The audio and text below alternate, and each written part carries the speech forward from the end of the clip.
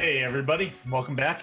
We have been gone for a couple of weeks, but we're back with the Sprint, our speedrunning show here at Games Done Quick GDQ Hotfix. And I have with me JHobz and Darkman as always. And we're just going to jump right into it and have the news of the week. First up, Darkman, tell us a little bit about the sub-hour in Odyssey, right? Yeah. So the race is on, as they say. So Super Mario Odyssey, I'm sure you all know, it's a pretty cool game, right? It's kind of fun. It's had a really great speedrunning scene that's kind of grown, ever since its release. And the any percent category, probably the most popular category of the game, is approaching a huge milestone, the sub 1 hour mark. They're very, very close. Let me tell you how close. The world record is currently an hour flat. So they're almost there. Lil Curbs 14 is the current world record holder at an hour flat. But the great thing about it is he's got some fierce competition. So we have both Nicrovita, who previously had the world record before Lil Curbs took it. He is at, let me get this exact time so I don't mess up. He was at 1 hour and 9 seconds. And right behind Nicrovita is Chaos Pringle, who has an hour and 12 seconds. So this is a very intense war between the three of them, and we're not talking about they achieved this, they achieved these times like weeks ago or months ago, or whatever. All three of these have PB'd within the last 10 days. So literally, it could be any day now where somebody takes the sub hour. So it's an intense race going to the three of them. I don't know. I always love like intense competition between like multiple runners. Even like more than two is fantastic. Even just two runners is great. But I don't know, guys, what are your thoughts about the whole Odyssey chase for the sub 1 hour? Seeing competition at a high level is always a blast. I mean, that's why we love seeing tournaments like the Celeste race, or seeing when a long-standing record has been broken, like Super Mario 64. Boy, I'm just foreshadowing everything. But it's just really fun to see, and watching people trade back records. I mean, some of my fondest memories of watching speedruns, at least, have been when people are back-to-back world recording. I mean, Super Mario Sunshine 100% at the time I saw two people tie that run on the second within an hour apart from one another. That's awesome. I mean, that, like, seeing things like that, that's what I live for in speedrunning, honestly. Yeah, I love it too. It's a big, I mean, as you could see by the tiny little poster that I've got right back here of Super Mario Odyssey. I was running the game the first week or two that it came out and stuff. And back then I was sitting there going like, this game will be sub hour. It's crazy the amount of movement tech that there is, and we hadn't even found it all yet or anything. And I was very off in my estimation of when. Like, I thought it was only going to be a couple months or something, but it was very wrong on that. But like, it's always fun to just see one of those big milestones. It's kind of like the first time that Games Done Quick hit $1 million raised or $2 million raised. Like, it's just fun to see that like big milestone be met for such a popular thing. And it's like you were saying, Frozen, it's all the better when you've got different people competing for that same thing, because then suddenly you have this whole like spectator sport of like, oh, who's gonna get it first? Like, I'm rooting for Curbs, I'm rooting for Nicrovita, like it's all just, it's really exciting. It's just there's a tense like atmosphere to it. I love. Absolutely, especially when they're all streaming at the same time. You have multiple streams open, and you're just like, oh, he's ahead. This one's ahead, and that one, he's getting a good run going. It gets exciting. Because any day could be the day, like you were saying, Darkman. Like, it's exactly. We didn't. Go ahead. Okay, I want to take kind of the flip side of JHobz's argument and being like, oh yeah, I thought this was going to happen in months. I always like seeing like the naysayer in like the speedrunning community you always find that one person who's just like, oh, this is never going to be sub 1, or this is never going to be sub 2 or sub 3 or anything like that. And it's just funny to me, especially when you see that like right when a game is released, like people have like this projection of what they think the world record is going to be. It's like, you have no idea what kind of strats are going to be found in the coming months, what kind of routing is going to be done, like how new players are going to approach the game that's different than the current players. So it's always funny to me to see people kind of like speculate, and then you kind of see like how right or wrong they are. So, and I always like that little game, and it's kind of funny when, you know, people are in the topic when Lil Cup's got the 1 hour flat. You know, in the Reddit speedrun topic, people were kind of like making a joke out of like, there's no way they're going to save 0.5 seconds to take. Well, that's the best thing too, is like it always it feels really bad when you're just trying to get that like big milestone and you hit it flat, like you barely miss it. Like for anybody who doesn't speedrun themselves and follows maybe just like the big events and stuff and not as much on the day-to-day, there's some weird fascination with speedrunners about getting just under a minute mark or something, you know, like the sub 1 hour is really big because it's not only just under a minute mark, it's also under the hour mark. But sub 59, sub 58, you'll hear that a lot, just because there's just something like in the culture of speedrunning that feels really good to just tick one of those numbers down one more time. And when you get to do it for one of the biggest games in speedrunning history, like it is at this point, despite being so new, it's just like it's just the best feeling, even if you're not the one doing it. Like, hitting that flat mark though, it must have like felt really bad, but at the same time, it's just hilarious because like when you see that, you know it's gonna happen. You know you're not gonna stop. It will happen, even if it drives you more. Right, exactly. So it's like you almost just laugh like, oh man, think of all of the quarter-second mistakes I made all over the run. Any two of them, any slight movement mistake, any one of them, and this was the first sub hour. Darn, but like that's just hilarious. It's great because then you just know like I just got to do the same thing, but half a second better. That's it. Yep, exactly. All right, well, moving on. Hobbs, tell us a bit about the Big 20. Big 20. I'm gonna actually toss this one to Darkman because I think he's I thought that was your a fan of this one. So it's a cool event though. It is a cool event. So Big 20, they have this twice a year at this point. So what it is in the NES and the Nintendo, they have quite a few games, 714 to be exact. And what this Best of NES, which is a group of streamers that kind of do all things NES related, they do a race of 20 NES games. And these are not blind games, so people actually what happens is the streamers, they reveal the list of 20 games, and then people have like a month to kind of learn the games, and then they race on the given date, which happens to be March 2nd for this upcoming race. So you race all 20 games back to back. You know, with the NES games, a lot of them are, you know, on the shorter side. So it's not like you're racing like hour-long games. Most of them are like, you know, I would say most of them are like 10 to 20-minute goals, sometimes a little bit less, sometimes a little bit more. And yeah, we just get to see who's going to be the winner. Usually you get a lot of people in these races, like 30 to 40 entrants. It's really fun. I always enjoy kind of watching a little bit about these races. So the coming race is the 10th edition of the Big 20, which is awesome. So for the 10th edition, they're gonna have kind of a special best of NES, or excuse me, best of Big 20.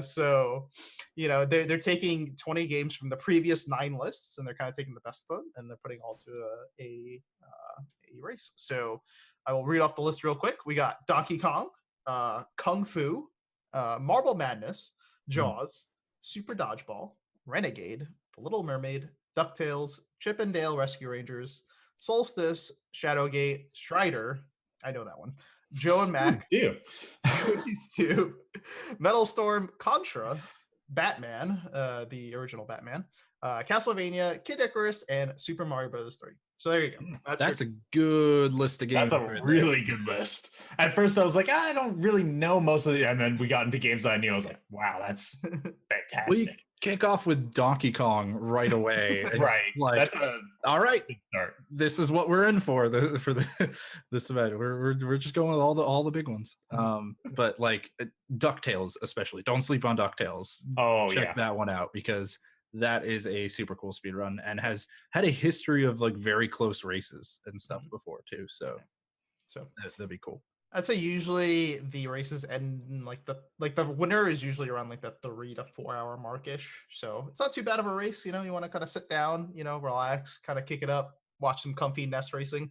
I don't know. I always enjoy watching these races. Look out for pretty fun competition. I'm kind of curious if maybe this one might get a few more entrants than normal because it's kind of like reusing past games and you know it's kind of like fan favorites. The previous lists you'll have like a couple of like games that people are familiar with and just have these really like oddball games that like not a lot of people are familiar with. So you know, I'll be curious to see how this one goes around. And I don't recall, do they do like a rebroadcast with commentary and stuff of a few of the racers? Or? Yeah. So they'll do a broadcast. They will kind of go back and forth between some of the top racers, and then they have commentary. So yeah, it'll be a good show. Yeah, there's a lot of great NES commentators, in particular. Yeah. So like that should be pretty cool to watch. Yep, definitely looking forward to that. It's gonna be March 2nd at 1 p.m. Eastern is gonna be the start. So definitely check that out. Cool. All right, moving on. We have SGDQ submissions are open, and there's really not all that much to talk about. We can't talk about the games list or what we hope we'll get in because, well, there haven't been all that many game submissions. But one of the big pieces of news is that Munchakoopas has been has been elected. I don't know what the exact term. Selected. There we go. Selected as a committee member for SGDQ on picking the games list, helping out with that and helping to organize. So that's extremely exciting. If you don't know Munchakoopas, he's been around the GDQ scene for a long time. He's right there in chat, and he's well known for Shovel Knight, and I mean he's an overall great guy, and he knows his stuff when it comes to speedrunning. So looking forward to what he helps put together. Yeah, if you guys recall from the end of AGDQ 2019, this filling Vuligin's role, who stepped down and stuff from staff, and yeah, what a great pick in Munchakoopas. I think one of the great things that he's going to kind of fill is he has a lot of knowledge of indie games in particular, and also experience with QA, because he actually does QA for Yacht Club Games, who make Shovel Knight, and I think QA can help help you like develop skills towards communicating very effectively, which is a really good thing to have in something like a committee member, I think, because a lot of people are immediately, obviously, like understandably frustrated when their games don't get in, but like 90% of the games or something like that, 89%, it's something crazy, of submissions don't get in. So it's good to have, good to see somebody like that get brought on. Absolutely. I want to kind of jump back a little bit. And, you know, I know a lot of people aren't really familiar with the concept of how games get selected. So let's kind of like explain that a little bit. Obviously, there's this open submission period that we just talked about. So like 10 days or so, people have time to submit the games. So they're the runners are the ones that submit it. We don't ask for people to like, hey, can you submit Super Mario Brothers 3 or something like that? No.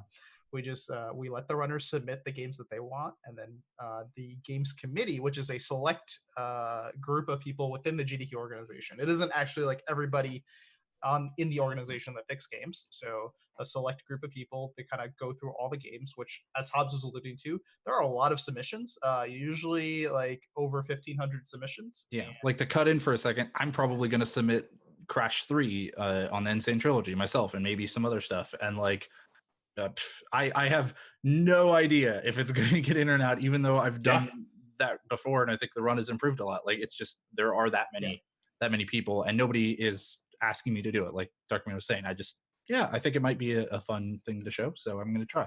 Yeah.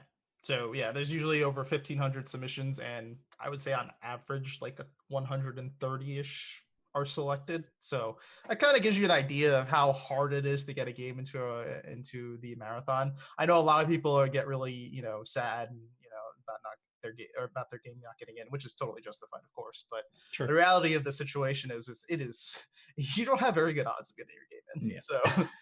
So don't feel too sad if you don't get it in. You can have a really good game, a really good submission, be a really good runner who is also well-spoken, good commentator and stuff, and still just not have it get in, because there's just every other application is like that too. Basically, that ends up getting selected. It's kind of like the top tier colleges where they're like they can only accept so many people out of all the people that apply. And so even if you're a stellar person, if you're just not the right fit for that college, or in this case for this marathon, then you might just have to try again another time. Yeah. So yeah, one thing that I think that's noteworthy about Muncha being in the committee is the GDQ actually did an open call out for people for the games committee. That had never been done before. Previously, it always just kind of been like within the organization and kind of picking people. But we decided to kind of go in a different route this time around. So I think it's going to be pretty fun having Muncha on the team. Full disclosure, I'm part of the committee for SGDQ as well. So it's going to be fun kind of putting Muncha through the cracks and whipping him through the new thing. It's interesting because people don't realize how much work is involved in kind of whittling down, over 1,500 submissions down to 130. So you don't really get a sense of that idea until you're just like thrust into it, because like nothing can really prepare you for it, because there's nothing like it. Especially in that time scale. It's only like 2.5 weeks or something between when submissions close and when the games list is released. And for those who don't know, a lot of the submissions come in on the last day of submissions, like right before the deadline. It's like turning in homework. I'm very, very guilty of that. Almost every one of my submissions is within the last couple of hours. Because people a lot of the times during the week and a half or so of the submission period are working on making their run even better, making their submission even better. So it's understandable that you want to use all the time that you have, but it also means that like you might think, oh, okay, cool. So the games committee can start right at the beginning of submissions and stuff. And while I'm sure there is a little bit of that, it's mostly like, you don't have them all until the deadline. That's right up until the deadline. People are going to keep submitting. So you can only get so much done before they're all in. So really just like 2.5 weeks to put out a games list is pretty intense. At this point, this is a great segue. I want to take a moment to kind of inform and educate everybody out there that's watching this. If you on the chance happen to or want to submit a run for SGDQ, first of all, thank you. Second of all, just want to kind of give you a few pointers. One, if you're gonna link to a video, which you have to, so everybody who submits has to link to a run video. Make sure that link actually goes to your run video and not something else. I would not recommend doing the something else, because that's not good. Two, make sure your the description that you put, so you put a description of what to expect in the run, make sure it's like proofread and like accurate. Make sure there's a certain individual that puts speedrun instead of speedrun, so don't do that. And three, make sure you do it before the deadline. That's also very important. And also don't steal somebody else's work. It's got to be your own work, because that's it doesn't look very good when you're trying to submit when you're trying to like give this application that says I can run this game in your marathon and be entertaining, and you submit somebody else's run and you're not the I in that sentence, right? Like, that's, if you're not willing to put the work in for the submission, how do we know you're going to put the work in for the actual run? So definitely. I'm super excited. Also, to kind of like reiterate what the Frozen and JHobz were saying, to give you a sense of like when people submit. Right now, when I like did a last check like a couple hours ago, we're at like 300 submissions. So to give you an idea of just how many submissions we're going to get in the next week, we are going to go up to 1,500. I promise you. Yeah, definitely. So Darkman, are you thinking about submitting anything for GDQ? I know JHobz was saying Crash for him. No, I'm going to take a backseat on this one. I do have plans for GDQ, but for now, I'm good. Because, yes, right. Myself, I'm going to be submitting for, I'll probably be doing Humongous Entertainment.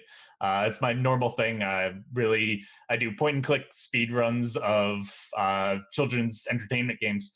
And so Pajama Sam, Freddy Fish, Putt Putt, I'll be probably submitting those. I never have too high of hopes getting them in, but as JHobz was saying before, it's just one of those, you constantly will submit for things and give it your best every single year until maybe one day you'll get in.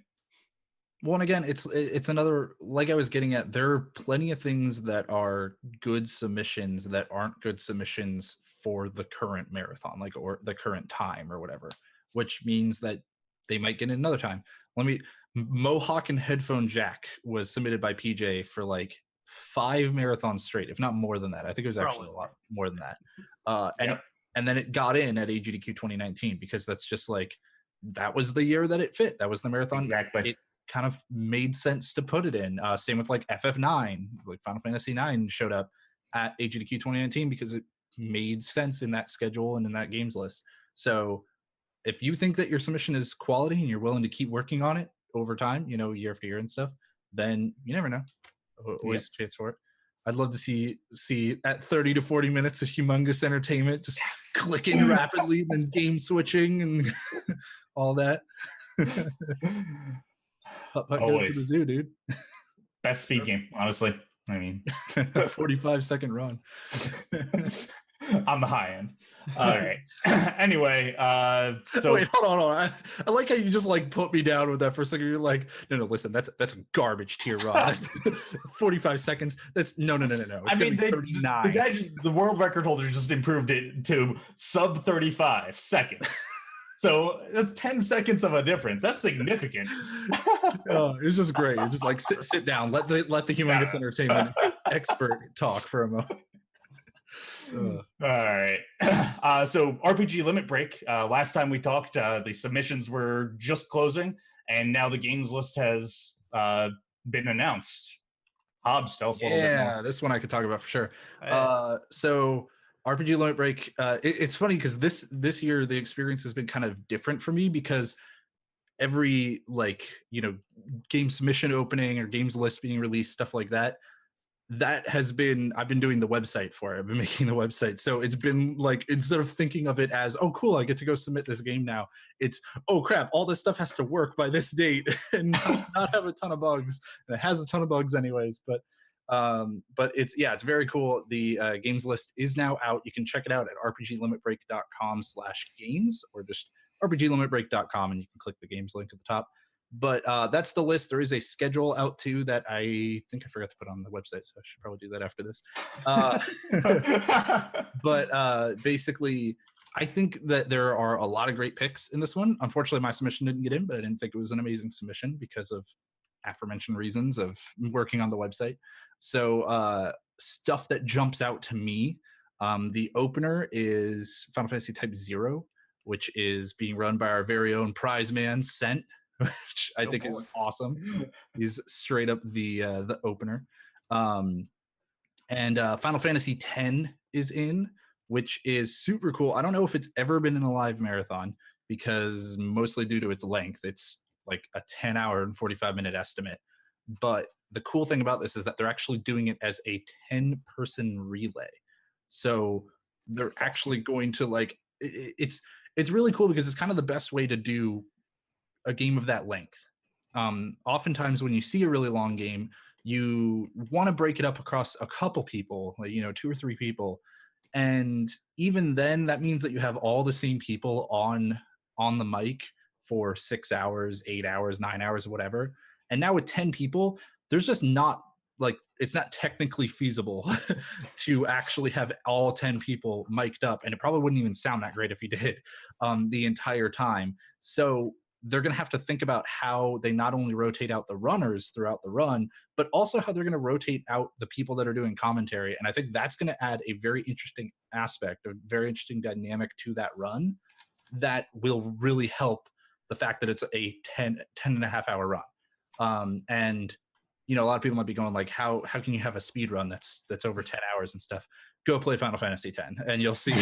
You'll see what I mean. It's a cutting lot out a couple dozen hours. Yeah, a lot longer than that casually. I'm also excited about the Kingdom Hearts Final Mix HD Jiminy's Journal 100% run that's being done by Rio Peace or Riz. Riz is a good friend of mine, and also Kingdom Hearts 1 doesn't get shown as in beginner mode very often, but I think it's really cool. Like, it has a lot of really awesome stuff going for it that the harder difficulties don't always have. And for Jiminy's Journal 100%, that category has been improved drastically over the last couple of years and never been shown. So I'm super excited about that one as well. There's a bunch of other stuff too, but I could drone on about it for like hours upon hours. So if either of you had anything that stood out to you, otherwise just I recommend people go check it out for themselves. Yeah, I'll give a shout outs to FFT, Final Fantasy Tactics. Oh, yeah. No Math. That's being Solid. run by Claude. So for those who are not familiar, Claude is pretty much at this point like the godfather of Final Fantasy Tactics. He's put so much work into those runs, especially the no math runs. So to kind of see him at a major marathon performing is going to be awesome. Kind of curious to see how that's going to work out. And then also they have a TAS run. Yeah. That's a first, if I'm not mistaken. Correct, Hobbs? Yeah. There's been no TAS showing at Limit Break before, and it's really cool. I don't know if there's been an offer before. I don't think there has. I think this is the first time it was offered. Okay. But I'm not 100% certain on that. But it's always fun to see the TAS segments. Yeah. So that's going to be Final Fantasy 1 a TAS run. So that's going to be pretty cool. I'm excited. I love Final Fantasy 1 like as a speed run. It's a very broken game. So to kind of see what they can do with the TAS. I'm excited. Yeah. There's a lot of Final Fantasy, I feel like, but it's Final Fantasy. So. It does, yeah. It's one of the core RPGs out there, right? And is Final Fantasy 1, I believe that's the one where you actually break the game so hard that you get the final boss to run away from you because you're too strong, right? That's correct. So that sounds about right. How that happens. There you go. There's a little teaser. I'm personally excited for Icewind Dale. That the Baldur's Gate era games were a childhood favorite of mine, and seeing them in the state that they are while in speedrun is incredible. I mean, you beat the game in 30 minutes, and I don't even know if I could do the introduction segment, like tutorial, in that amount of time. So it's real broken. It's a good time. I mean, I've seen some of the other Baldur's Gate era games. I've seen Baldur's Gate 1 and 2, but I've never seen Icewind Dale. So that'll be really cool to see. Yeah, and RPG Limit Break kind of like, it really embodies that feeling of, let me turn on this run I don't know and just have it on while I'm doing other stuff. And maybe I'll end up getting hooked and sitting there and watching and stuff for a long time. Or maybe I'm not, and it'll be nice, fun little background noise or something. Like, I know that's one of my favorite things about every GDQ is I always try to like turn on some random run I know nothing about. And RPG Limit Break is like, I do that throughout the whole week, basically, when I'm not crazy busy working at it, because I am like on staff there. But yeah, that's one of the things that I just turn on all the time. RPGs are one of my favorite categories of games, and I usually don't find all that many just by myself. They're really long games, obviously. So watching it here and being like, oh, that seems like it could be a fun playthrough. Let's do it. That's always a good way to pull out new games into the casual stock. Also, for anyone who doesn't know, the RPG Limit Break does benefit a charity. It benefits NAMI, or the National Alliance on Mental Illness, which is a fantastic cause. And they have been a great charity with us in the past and stuff. And so highly recommend checking out the event all week long, donating stuff. And hopefully we can hit just higher and higher donation totals for NAMI. Mm-hmm. Great organization. Very cool. All right, moving on to our next segment, away from the news and on to tough questions. Should speedrunners be allowed to use turbo? Ooh. Yes. So last week a bunch of people were talking about this, and we figured we'd bring it up here. Turbo, for those of you who don't know, is essentially it's a way to get around button mashing, a way to automate that and make you not have to constantly hit the same button over and over again. Some people argue against it because there's skill behind mashing, and some people argue for it because either they don't think that it's a critical part, or they don't think it's as skillful as others claim it to be, or perhaps for health reasons, hand issues. So Darkman, why don't you start us off? What are your thoughts around turbo? Are you for or against? Or maybe somewhere in the middle? I'm going to save myself for the end because, I know both of you talked about this earlier. So I think it's better for Hobbs to go first. This guy, the cop-out, he's just going for the money shot at the end. All right. I'm somewhere in the middle, but I would say I'm definitely more leaning against turbo. And I've had actually pretty extensive conversations about this with people, but with other speedrunners before, some of which never got to finish that I really want to go back and finish. I'm talking to you, Vooligan.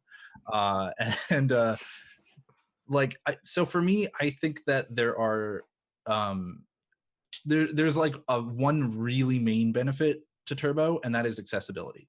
I think that it's great that you can have people who can't mash very well for whatever reason, whether it be, you know, like a physical limitation or a just like a hand like pain concern, like a repetitive stress injury. There we go. That was what I was looking for. Something like that. Those are reasons that I think that Turbo can be really helpful, because it's, while I do think that it is a skill to mash for the most part, I also think that it is the lowest form of skill in speedrunning. So I do like, I enjoy coming up with new mashing techniques. I've actually like done a little thing where I eventually want to turn this into a video, but I haven't done it yet, where I actually surveyed a lot of people with Spike Vegeta, asking how they mash, asking them to show us like how do they mash. And on you ask 50 people across 3 or 4 different controllers, you'll get 50 different answers. Like, people mash in totally different ways, and I think that's really cool and something that I would hate to lose about speedrunning and stuff. Like personally, for me, I will show that I basically, like, I am right-handed, so I actually normally would just, like, if I'm just doing kind of a slow mash, I just do something like this. But if I were going to mash very hard for something, I actually lock my arm and move my left thumb over to the button I need to mash, and I kind of just vibrate really hard. And I found that it gives me like a lot higher rate of pressing the button. And I think that kind of thing is really cool. That's just something that, like, with a turbo button, you would never develop that kind of skill or whatever. You would never have to do that kind of thing. And I think that there are certain games, like a lot of Mega Man games, for example, where mashing can really separate like top runners from the good runners.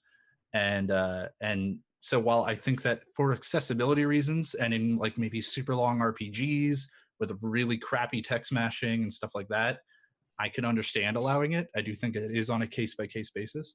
I am generally not for it. Okay. Overall, I think we agree on more than I had originally anticipated. I thought you were really far against it, just the way that we were talking before the show. But overall, I'm kind of in a similar boat. I just lean a little bit more towards allowing it, simply because I think that hand pain is a serious issue within speedrunning or just gaming in general. And whether or not you currently have a disability or an accessibility issue, I think that it's super easy to develop one, and way easier than most people expect. So allowing it is good for that reason. I think that anybody who claims that that mashing is not a skill needs to really seriously reevaluate. And I mean, take a look at what OmniGamer has done at some GDQs with mash tactics, I believe he calls it, where he times out the fastest mashers. And it is absolutely astonishing watching some people mash. I mean, if you watch that and you don't think it's a skill, you're blind. It absolutely is. But at the same time, it's hard to value it against health. It's unfortunate to see some people have to step away from games because they are unable to mash and because they have hurt themselves. Especially with games that are, as you said, the long RPGs or the mash-heavy games in general, allowing Turbo preemptively, even before any issues occur, hand pain issues, that could help save people. Yeah, I mean, and it's hard. I don't know where the line is drawn. It's valuing this pretty unique skill, I would say. Yes, it might be, as you said, one of the lower forms of speedrunning, but it's still a core part, and there are significant differences between those who mash well and those who don't. But where do you value it? I don't have the answer. Well, and that's where like my counter argument to that a little bit would be, because I absolutely agree. Like, you don't want people to get hurt. It's actually something I'm a software developer by by trade and stuff, and you see people run into problems all the time in people who type on a keyboard all day long. They run into wrist problems and stuff like that. Very common nowadays. And my kind of counter argument to what you're saying is that I think the better solution is to find ways around that kind of problem. Like find a better method of mashing for you that doesn't cause, it like pain and issues and stuff and that kind of thing, or a better like sciencing out the game very well. Like there are so many RPGs. I'll use a concrete example. In Kingdom Hearts 2, there are a lot of reaction commands where we thought that you had to mash basically as hard as you could in order to speed something up. And it turned out that you basically just had to press the button like at this kind of rate. Like you only had to do it a couple times a second to get the exact same thing. And it was just because the game on screen was registering every button press, but it wasn't actually improving the rate of damage that was happening. So I think that there are probably some cases like that where things haven't been fully figured out for a game. I obviously can't talk for every game or every game's community. I'm not like discounting the amount of work that people do put into figuring these games out. But I think that the better solution first, before going towards something like a turbo button, is to try to find alternative methods to prevent that kind of pain or injury, rather than going to an automatic button that does it for you. All right, Darkman. It's time for me. Yeah. All right, time to take the cop out. I don't care about this argument. I think it's stupid. Like, I really don't care. Like, if people okay, here's the thing, right? Speedrunning is not this universal thing that like once somebody does something, everybody else has to do something. There's thousands and thousands of different games and thousands of different communities. One community wants to do it, you don't have to do it. So don't do it. Like, it really doesn't matter to me. Like, and this is as somebody who's a Mega Man runner where turbo would affect the speedrun quite significantly. Like, if my community wants to enable turbo, go for it. I don't care. It really doesn't matter to me. Like, yes, I do agree that turbo does change things. Absolutely. But it's just like, if people feel like that turbo will be better for their health long term or just make things more consistent and whatnot, go for it by all means. It's just I don't think this is an argument that's really that big of a deal. Like, in the end, there are still so many facets to speedrunning that are skill intensive that removing one isn't going to be like the end of the world. It's really not going to change things that much. I mean, sure. Kind of counter argument to that would still be another thing that just kind of popped into my head would be like, before allowing something like a turbo controller, I'd be more in favor of allowing other controllers that maybe weren't original hardware controllers for something, if they help prevent injury or something like that. Like, for example, I know that the GameCube controller in particular, people have a lot of like problems with. They get like, I see so much whenever I see somebody say, "Oh, I've got wrist pain from practicing too much," it's almost always a GameCube controller runner, and 64 too. Yeah, 64 too. And so it's like, it's one of those things where it's like, okay, so maybe rather than doing something like allowing turbo button, an alternative solution to pursue first would be, let's just allow them to use like a DualShock 4 or something with an adapter, or any controller that is more like pretty reasonable with an adapter, that kind of thing. So I just think that there are other avenues to try before turbo, but that it can still potentially be something that could be allowed in very special circumstances. Yeah, I can see that. And to Darkman's point as well, at the end of the day, I saw somebody had tweeted this, and they said, if you want to use turbo, go ahead and use turbo. The only thing stopping you is your own ego, because you won't get on the leaderboards. And yeah, that's true to a degree. I mean, if you don't really care about everybody else recognizing your time or what have you, and you just want to run the game, because that's sometimes what people want, go for it, or convince your community. It really doesn't matter at the end of the day. Yeah, that's totally true. Absolutely agree. I mean, I think we brought that up before, like in one of the weeks where we talked about, new games with new categories and stuff like that, and correct patch versus old patch, stuff like that. Like, I totally agree with that aspect of it. You don't have to run for the leaderboard. Like you can speed run a game just to have fun. I have so many games that I have like live split files for that I've speed run before that I never submitted to a leaderboard for whatever reason. Like sometimes out of sheer laziness, sometimes just it wasn't going to be that competitive of a time. And I didn't really care. I was just doing it to have fun for me. Mostly laziness for me. Yeah, definitely. So there's ton. You don't need a leaderboard to speedrun. Yeah.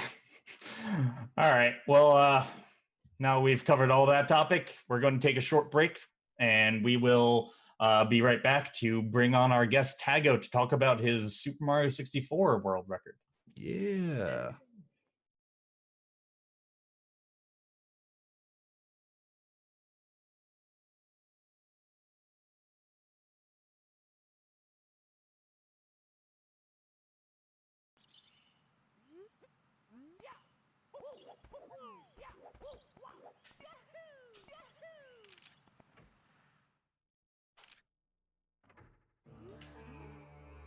That actually was so stupid. Like, I thought I was gonna get hit by the Goomba, and then I somehow didn't get hit, and then all my movement got weird.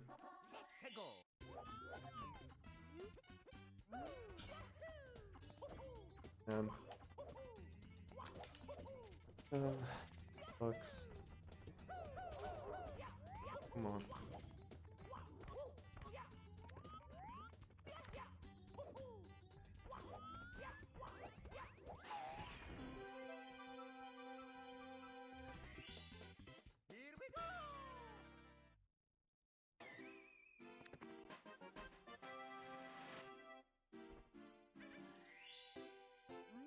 Well, at least I got out of womps, I guess.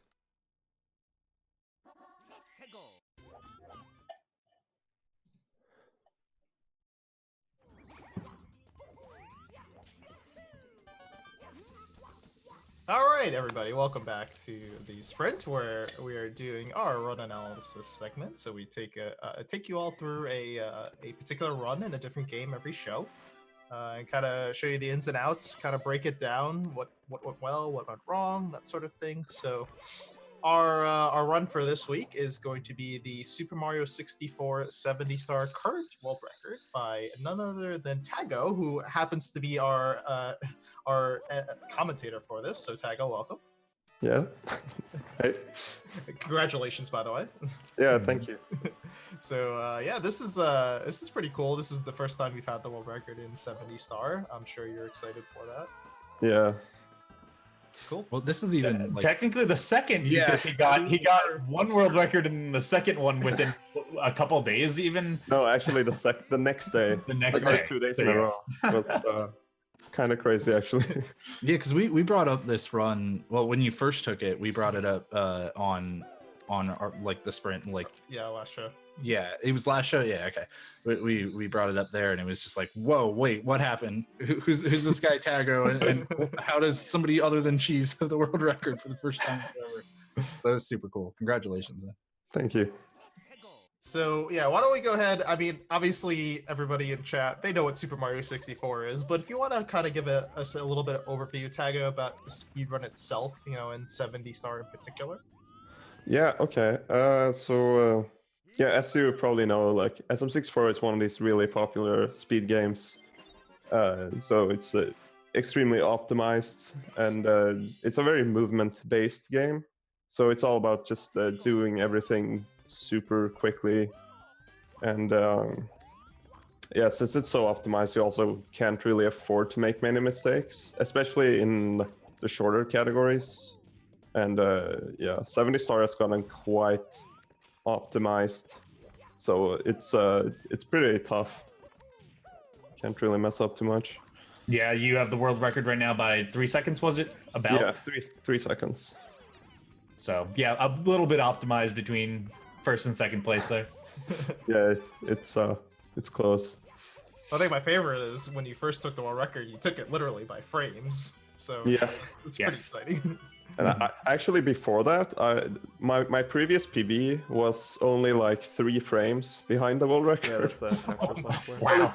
And I beat by like half a second, and that made me get world record. it was kind of a strange feeling. Like, okay, I barely improved, but now I have world record. Of course, for those who don't know at home, one frame. So this is a 60 frames per second game. So It's 30 frames per 30, second. Yeah. Excuse me. So, one frame is 1/30th of a second. So it's not a lot of time. Yeah. Yeah. So, obviously with a game like Super Mario 64, there's a huge history to it. In 70 Star, of course. But do you want to give us kind of like a little overview of maybe some of the recent history of this game, kind of who's had the world record before, how often has it changed hands, that sort of thing? Yeah, I can give a quick backstory. So I started speedrunning in 2013, and at that time the world record was held by a guy called Siglamek, who is like a big speedrun legend, basically. And he had the world records for 70 and 120 star for a long time. And he had a 49.09, and he finally got beaten by Punkation in 2014. And Punke was the first to get a 48-minute time in 70 star.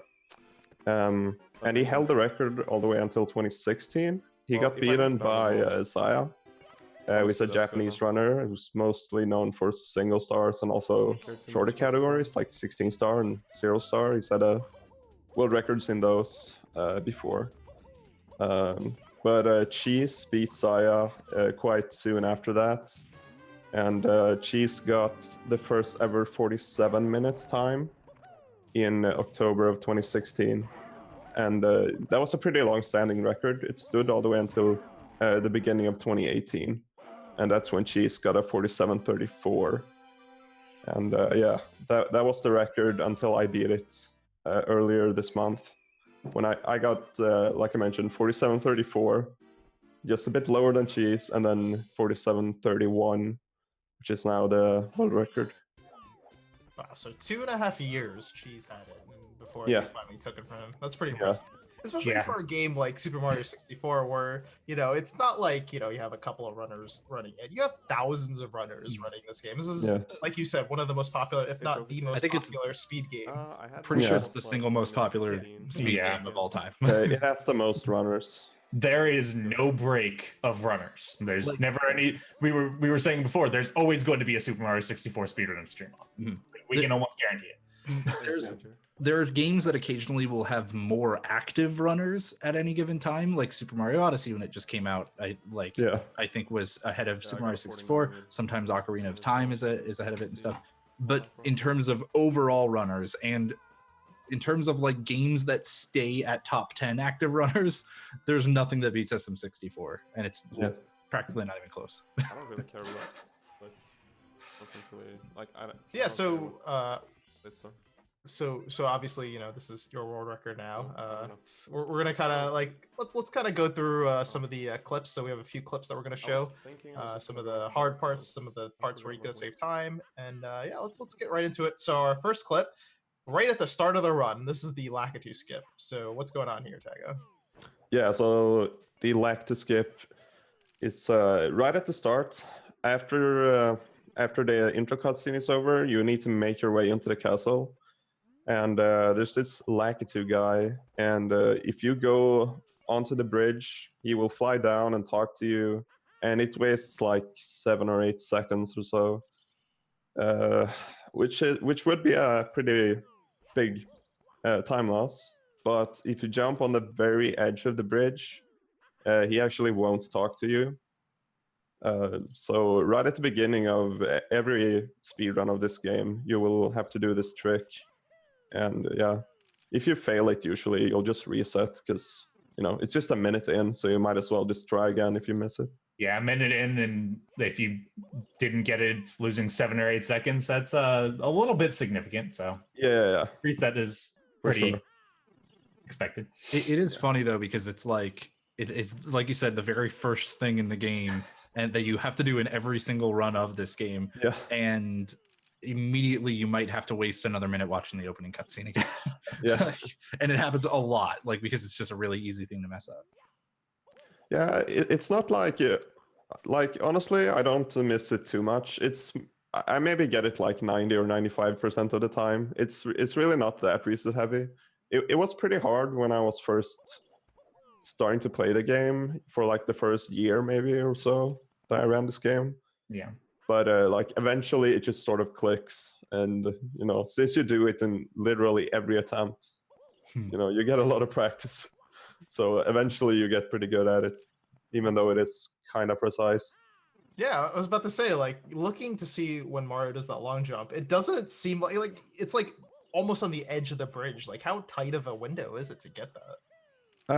It is pretty tight. Like you have a little bit of space. It's not like it's just one pixel or anything like that. You do have a little bit of space. So otherwise it would be really hard. But yeah, you can't go far in at all. So that's why you see me jumping like at the very edge. You can't really go much further in than I did in this clip. Gotcha. So, like, with tricks like this, is it more of this, like, I have to be on like this position when I do this long jump, so that way I know I'll be on the proper setup for this? Or is it more of just like, with a game like Super Mario 64 is more of a feel thing where you can be at different positions and you're like, okay, because I'm here, like I know I have to kind of adjust a little bit? Yeah, for me, it's for sure more of a feel thing. Like usually, I obviously try to do the beginning movement sort of leading up to the Lakitu Skip in the same way every time. And so usually I will do it in like almost the exact same way. But I mean, I won't have the exact same position, so I have to, adjust a bit in the air. But yeah, I'm pretty used to it, so it works out most You of the don't time. have to think about it too much. Nah. You might have done it, I don't know, like a couple times, like a dozen maybe. Yeah. I don't really think when I do it anymore. I just kind of do it. All right, so yeah, let's move on. We're gonna go ahead to the next clip. So now we are in the island hops. This is bomb on battlefield. So what is going on with this trick, Taggo? Because this trick looks quite difficult. Yeah, this is actually one of the most difficult stars in the whole run, and you have to do a frame perfect first frame wall kick there after your long jump. Then you have to land on the very edge of that platform, and then you have to do a double jump dive and time it correctly, and you have to have the correct angle so that you can make it onto the island. So yeah, it's a lot of things that have to go right. So you basically really need to know exactly how to do it. And even then, I fail it quite a bit. And so this is one of the parts where I reset a lot when I do 70-star attempts. It's just super hard to be like really consistent at it. And this is replacing like doing sky jump or something, right? With the wing cap later on. Yeah. So in the if we call it the normal 70-star route, you would go into Bob on Battlefield and you would just get the chain jump star, and then you would have to go back in here after you get the wing cap in order to get this star. That's what like most new or like even like high level players will do that.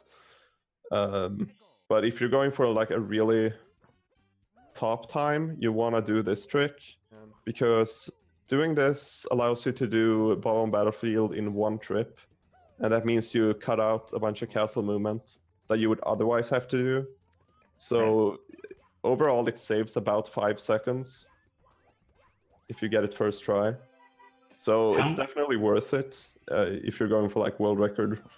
But yeah, I don't think I started doing it until I had a 49 or a 48 minute time. How consistently do you get this trick? It really varies like from day to day, to be honest. Like sometimes I get it a lot and sometimes I just fail it a lot, but maybe around 70-75%. I'm not exactly sure, to be honest. Because it's a pretty tough trick. I mean, I believe you said it was frame. You have to do the frame perfect kick, and I think there was something else frame perfect in there. So it's a tough one. So that's kind of what I was trying to get a feel for. Yeah, the thing is, like, if you fail the frame perfect wall kick after this long jump, you can just try it again. I mean, you lose a bit of time, but you can just try it again. So it's not the biggest deal. I only really reset if I miss the actual jump to the island. So if I try to jump and I don't make it and I bonk and fall down, then yeah, that's way too much time lost. Gotcha. Okay. Cool. So I think we can go ahead and move on. So now we are going to show the famous bomb clip, I guess. I feel like a lot of people have seen this in their time at this point. So what's going on with the bomb clip? How does it actually work? Yeah, so bomb clip is you want to grab this bomb and you want to throw it, and then you re-grab it right as it's about to explode, and it will be sort of inflated while you are holding it, and this actually pushes Mario backwards, so you gain a lot of speed. And by using this inflated bomb, you can clip through the gate, which saves. I'm not actually sure how much it saves, but it saves a bunch of time because you don't have to ground pound on the pole and watch the cuts where the chain jump breaks the gate. So yeah, I want to say like back like in like the early 2000s when this was in Speed Demo's archive, like I even saw that clip, so it's a little bit old. Yeah, it's an old trick for sure. It's But you do, of course, the interesting strat where you go ahead and rather than like actually throw the bomb, you just kind of backflip off the bomb. So yeah, I do a backflip right there, which is very fast. Well, it actually only saves about half a second, but it's quite a bit harder. But I set the camera up using this Mario cam. As you will notice after I re-grab here, I go into Mario Cam like that. And if I set up the camera correctly, I can just hold down on the control stick to get the correct angle. Because the angle is pretty precise when you're trying to do the backflip. It's basically just a lot less lenient with the angles that work. Yeah. But and you also need a big bomb. You can get different sizes of the bomb depending on what frame you grab it on. If you grab it on the very last possible frame, that's when you get the biggest bomb, and you need the biggest bomb to be able to do that. So if I don't get it, then I have to sort of react to the fact that I didn't get a big one, and then I have to go for the throw strat. Interesting. This and Canalys are like my two favorite party speedrun tricks to teach people. As like, you know, especially if somebody's like, oh, I could never speedrun, you just be like, oh, well, did you ever play Super Mario 64? Here, let me come spend 15 minutes and teach you how to do these. You won't be good at them yet, but you'll be able to do it. Yeah. You'll succeed. This is one of those tricks that you'll probably try out very early on, because it's not too hard to get down. It's yeah, like I have a garbage 70-star time. Like I think I'm over an hour, like an hour and 5 minutes or hour 10 minutes or something like that. And even I can do this, not nearly as well as you're doing it here. Not with the backflip either. Yeah, nothing like that. Way slower, smaller bomb probably, which because one of the other things is the bigger bomb also pushes you back faster. Yeah, but this is like I highly recommend if you ever want to even consider getting into speedrunning, go boot up this game and try learning this, and potentially Canalys too, because Canalys has a good setup for it as well. Yeah. Well, you know what, Hobbs? You're just the master of segues, because guess what? We're going to go to Canalys for our next clip. So, yeah, why don't you kind of break it down? What is happening at Canalys, Taggo? All right, so yeah, it's called Canonless, and so as you can hear from the name, you're skipping a cannon, because normally you are supposed to talk to the pink bomb and open the cannon, and then you shoot Mario from the cannon into this wall and break it, and that's how you're supposed to grab the star that's inside of the wall. But yeah, we don't do that. We just sort of run at the wall from the outside, and you can actually ledge grab the inside of the wall. And when you do that, Mario's hitbox extends far enough in that you actually grab the star. And yeah, you can use a few different setups in order to make this easier. We used to just run at the wall from the plank without any sort of setup until 2014 when Sockfolder found a nice setup for it. So that was pretty rough because we would reset on this part like all the time. Yeah, it was incredibly inconsistent. The entire route, if I remember correctly, was just based off of putting the cannonless as early as possible so that you could reset early and not have to waste as much time. Yeah, exactly. So shows you how much they reset. Yeah, it was pretty rough. So it got so much better when the setup was found. Although I'm actually using a faster setup. It's called a texture setup. And what I do is I look at the side of the plank. And on the side of the plank, there are different like light and dark patches. And I try to align Mario's left hand with some of those patches. And by doing that, I can grab the correct spot and have the setup work. But it's kind of dumb because it sometimes doesn't work, even if you line up seemingly correctly. It's almost like it still has an element of chance. But that's how I always felt about even the other cannonless setup, like the one where you, you grab the wall and stuff. Yeah, that one also does fail sometimes, but it's still quite a bit more consistent than this one. It's yeah, it's pretty annoying. Sometimes I just get these streaks, like it's supposed to work most of the time, but then I get these streaks where it just misses like over and over again. I keep having to reset. It's just like, dude, why doesn't it work, dude? I think my favorite part about this is about this whole texture skip is you're literally trying to find like the perfect spot in a game that's like over 20 years old, and you can't I can't even tell like what there's like different parts of the bridge. It also all seems like the same thing to me. It honestly, it looks kind of different on different screens. Like when I see it on my TV, I feel like I can see it. Well, I'm not sure if I can see it better on that than on this video, but it does look a little bit different. So sometimes when I see another runner doing this, I can't really tell if they're grabbing the right spot because I'm not sure how it looks for them. So it's kind of weird. You kind of have to just figure out for yourself like where you should grab it. With all these tricks in the lobby or the ground floor of the castle, is lobby like the worst part of the run for you? Like, is it the hardest part? I know that kind of varies from runner to runner, but I hear a lot of people say that lobby is really difficult.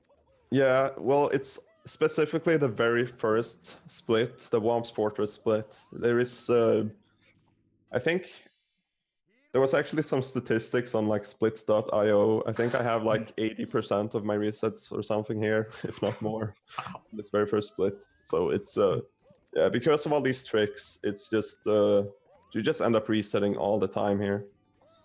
Which, side note, by the way, splits.io is an awesome website. Highly recommend checking it out with your splits. They even have like an auto highlighting feature now, but whatever.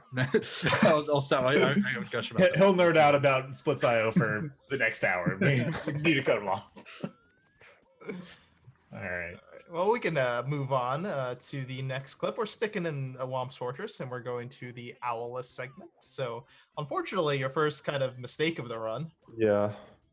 So you will notice in this clip, I am supposed to make it into the cage by triple jumping and wall kicking. But yeah, I actually messed it up on the very first go, so I had to try again. So for this trick, which is called Owlless, you want to triple jump and you want to hit the cage at the very peak of your triple jump so that you have as much height as possible. And then you want to wall kick, preferably on the second frame. What actually happened here is I wall kicked, like the first attempt I did, I wall kicked on the first frame. And when you wall kick on the first frame in this game, you retain all of your speed. So I retained all my speed going into the, like, going towards the cage. And so I couldn't actually make it back in. So I had to just like abandon ship and try again. But yeah, you can still make it sometimes with a third frame. But yeah, it's not worth. It's kind of tough.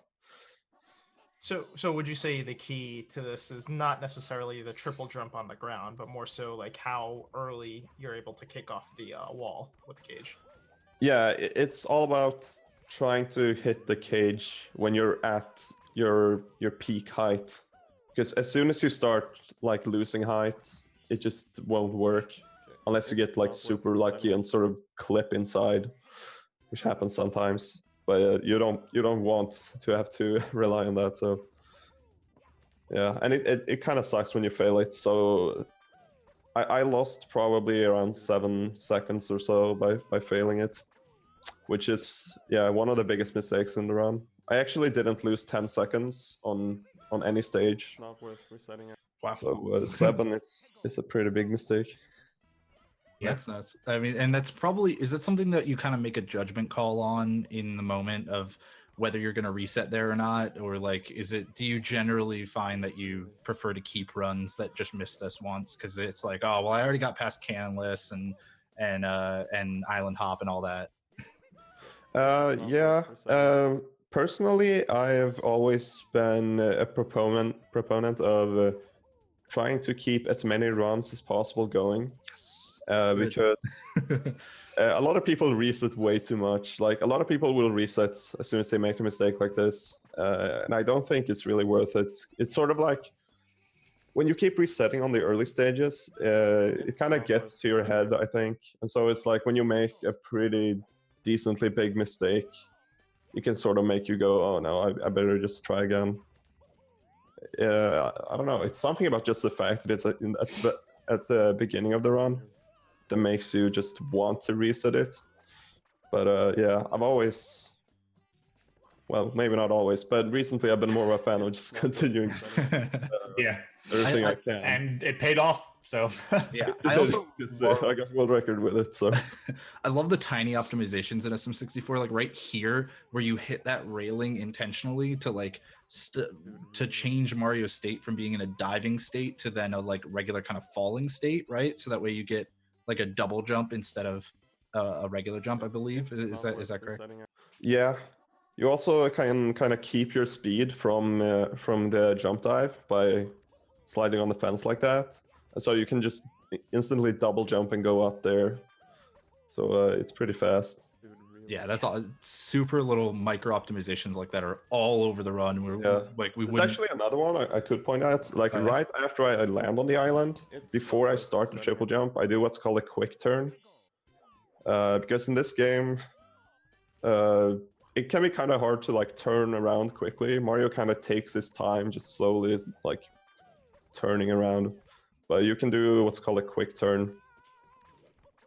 So it looks like I'm not sure if it's really even that noticeable, but it looks like what happens is you kind of like just completely kill all your speed, so that way you can turn on effectively one frame or something instead of getting that little like turn animation that you're talking about. Yeah, what I do is I actually land still on the ground, so I hold the control stick neutral, and then as soon as I land, I have to hold any direction on the stick for just a few frames, or preferably just one frame. And that is just to cancel the landing animation, and then you will go immediately after that into a standing animation, and then I can hold straight up. So when I land, I actually go neutral, then I quickly tap left, then go neutral, then up to do that quick turn. So it's quite technical. Quite technical and a very small optimization. Yeah, you can something I wouldn't have noticed without you mentioning that. Yeah, exactly. You wouldn't really notice it. Unless I tell you about it like this. So yeah, but it does save a pretty decent amount of time. I think maybe 0.2 seconds or so. So I mean, that's the thing about Super Mario 64 is it's a game of a small optimizations, right? Because they'll add up.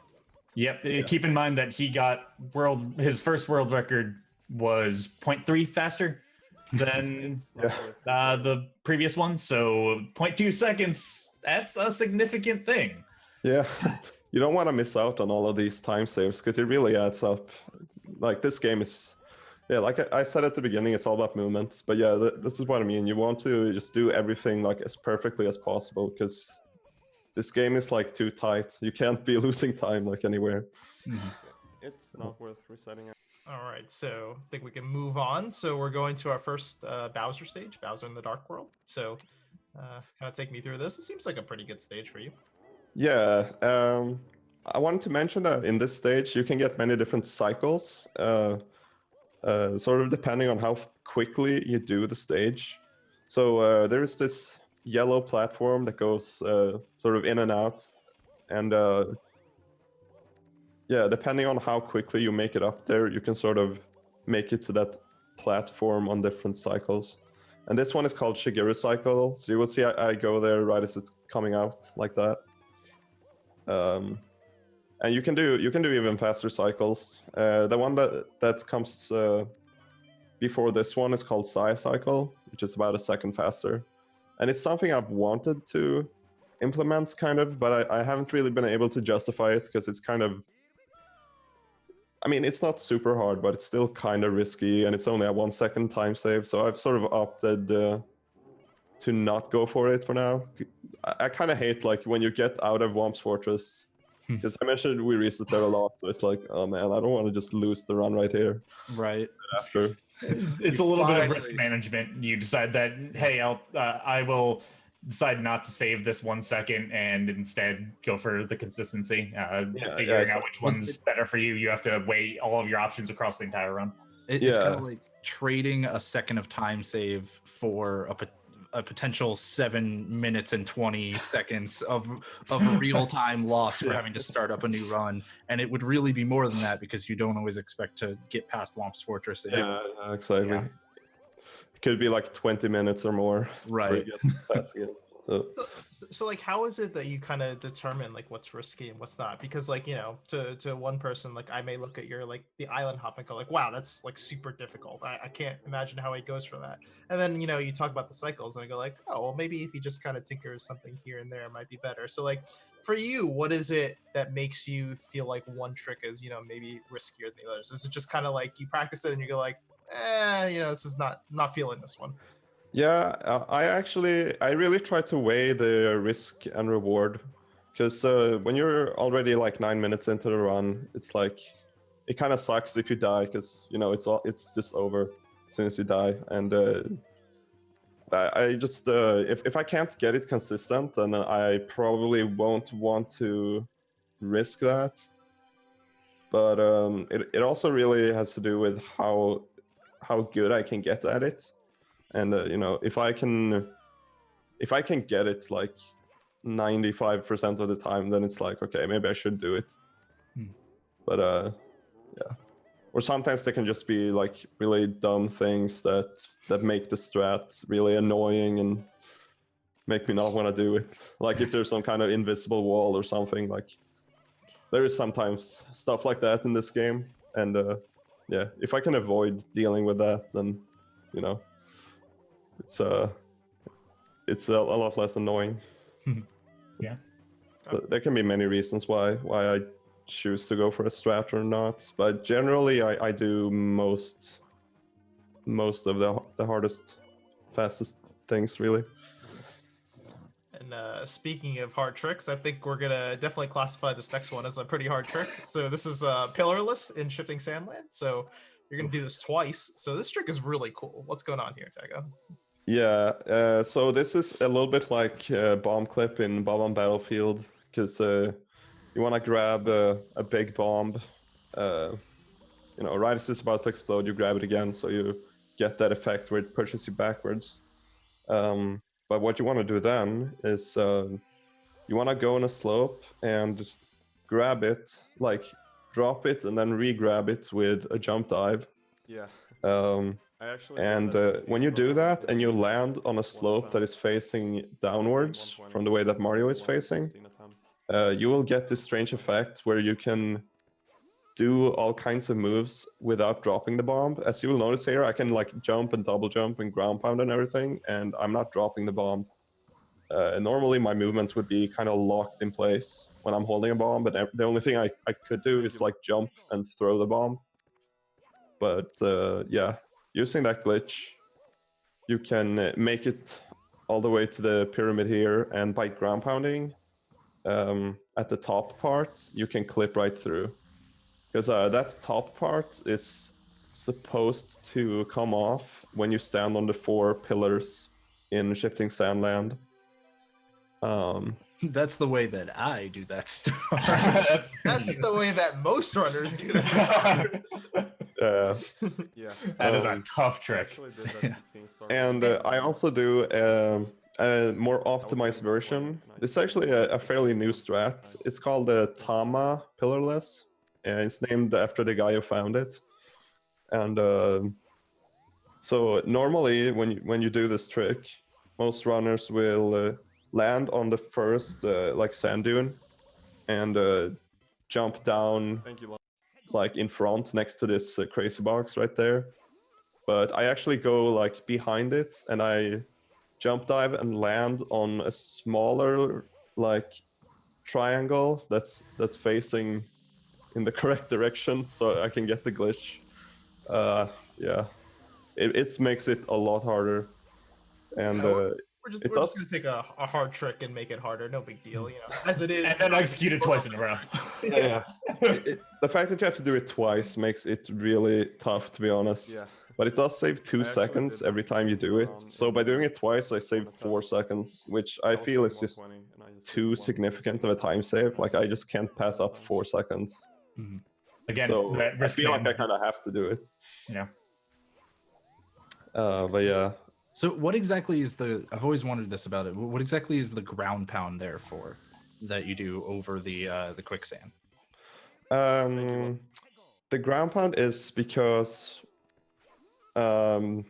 basically if I were to just jump and land in the quicksand without ground pounding, Mario gets stuck in the quicksand and then he can't get out of it, and when you try to jump he'll just get stuck and then the bomb will explode and you will probably die. And yeah, so you want a ground pound there so that you can make it out, because actually when you land from a ground pound you can just immediately jump without getting stuck in the sand. He won't get stuck until the whole ground pound landing animation is over.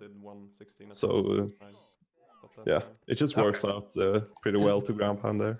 Does doing stuff like that also reset the bomb like explosion timer, or is that still kind of going during this whole trick and you only have so much time to get in the Yeah, actually the bomb timer, when you do this trick, it becomes infinite. So the bomb will never explode. You can literally take as much time as you want. Interesting. Okay. I think honestly, if it wasn't infinite, it would. I think it would explode before you. It seems like it timing wise. wise. Effect of the glitch. Okay. Interesting. All right, so now we're moving on. So we're out of shifting sand land. We're moving on to lethal lava land. So now we're gonna do a log rolling trick. So what is going on here? Yeah, so I wanted to show off this strat because this is a pretty new setup for this strat. Like this strat where you see me triple jumping and flying like all across the first platform there. It's something that has been known for a while, but there's this really nifty camera setup now, which lets me just hold straight up right there to get the correct angle. And that made it viable for me to do in actual speedruns. And it saves about 0.7 seconds over what we usually do. But yeah, I think it's really cool. Because you can preserve so much speed and just fly really fast. I remember watching this thinking it was super interesting, both in that setup that you're talking about, and also by the fact that a lot of the runners you'll see will intentionally hit the wall to fall out of flying. But I take it that because you're doing it this way, it's faster to actually not hit the wall and instead just dive bomb into the star. Yeah, so whether or not it's faster to bump into the top of the wall, it depends on how much speed you have. And because I am doing this strat, I have so much speed that it turns out to be actually quite a bit faster to just fly right down. That's really cool. It's, again, like you were saying, fairly new strat for a game that's been out for so long and been speedrunning by so many people for so long. It's kind of cool to still see new things develop in it all the time. Yeah, I was trying to mention that the strat itself, the actual movement isn't new, but the camera setup is new, and that's what makes it like possible to do for me. Because I was trying to do it with the old setup like before, but I just couldn't get it to work consistently at all. I think that's a big thing, a good thing to talk about right now is the camera setups. There's a lot of times in this game, right, where you have to manipulate the camera in order to move correctly, or you're manipulating the camera for lag reduction.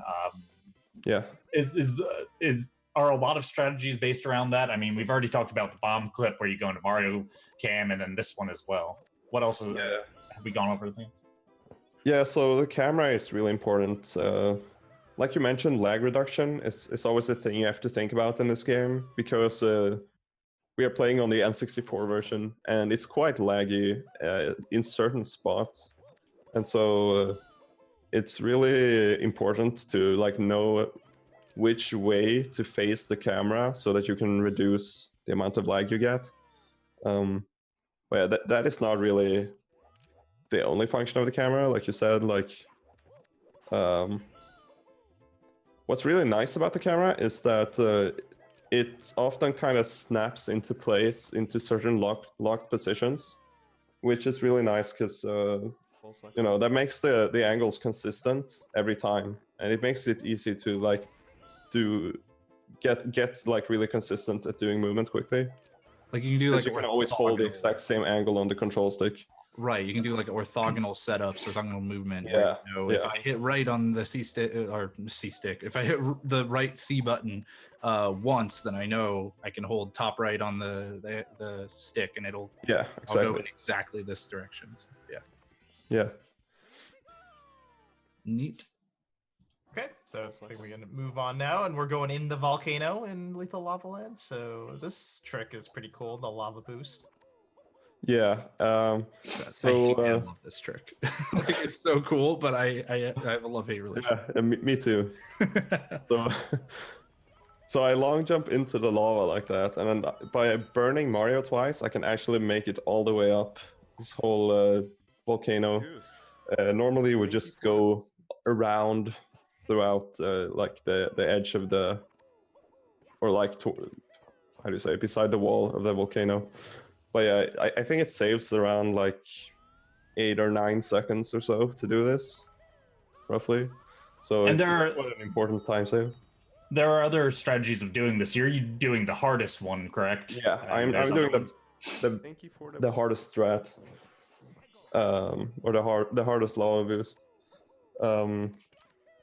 The beginner strat is sort of where you go towards kind of a more more how do I say? Yeah. I could take this one because that's the one I know.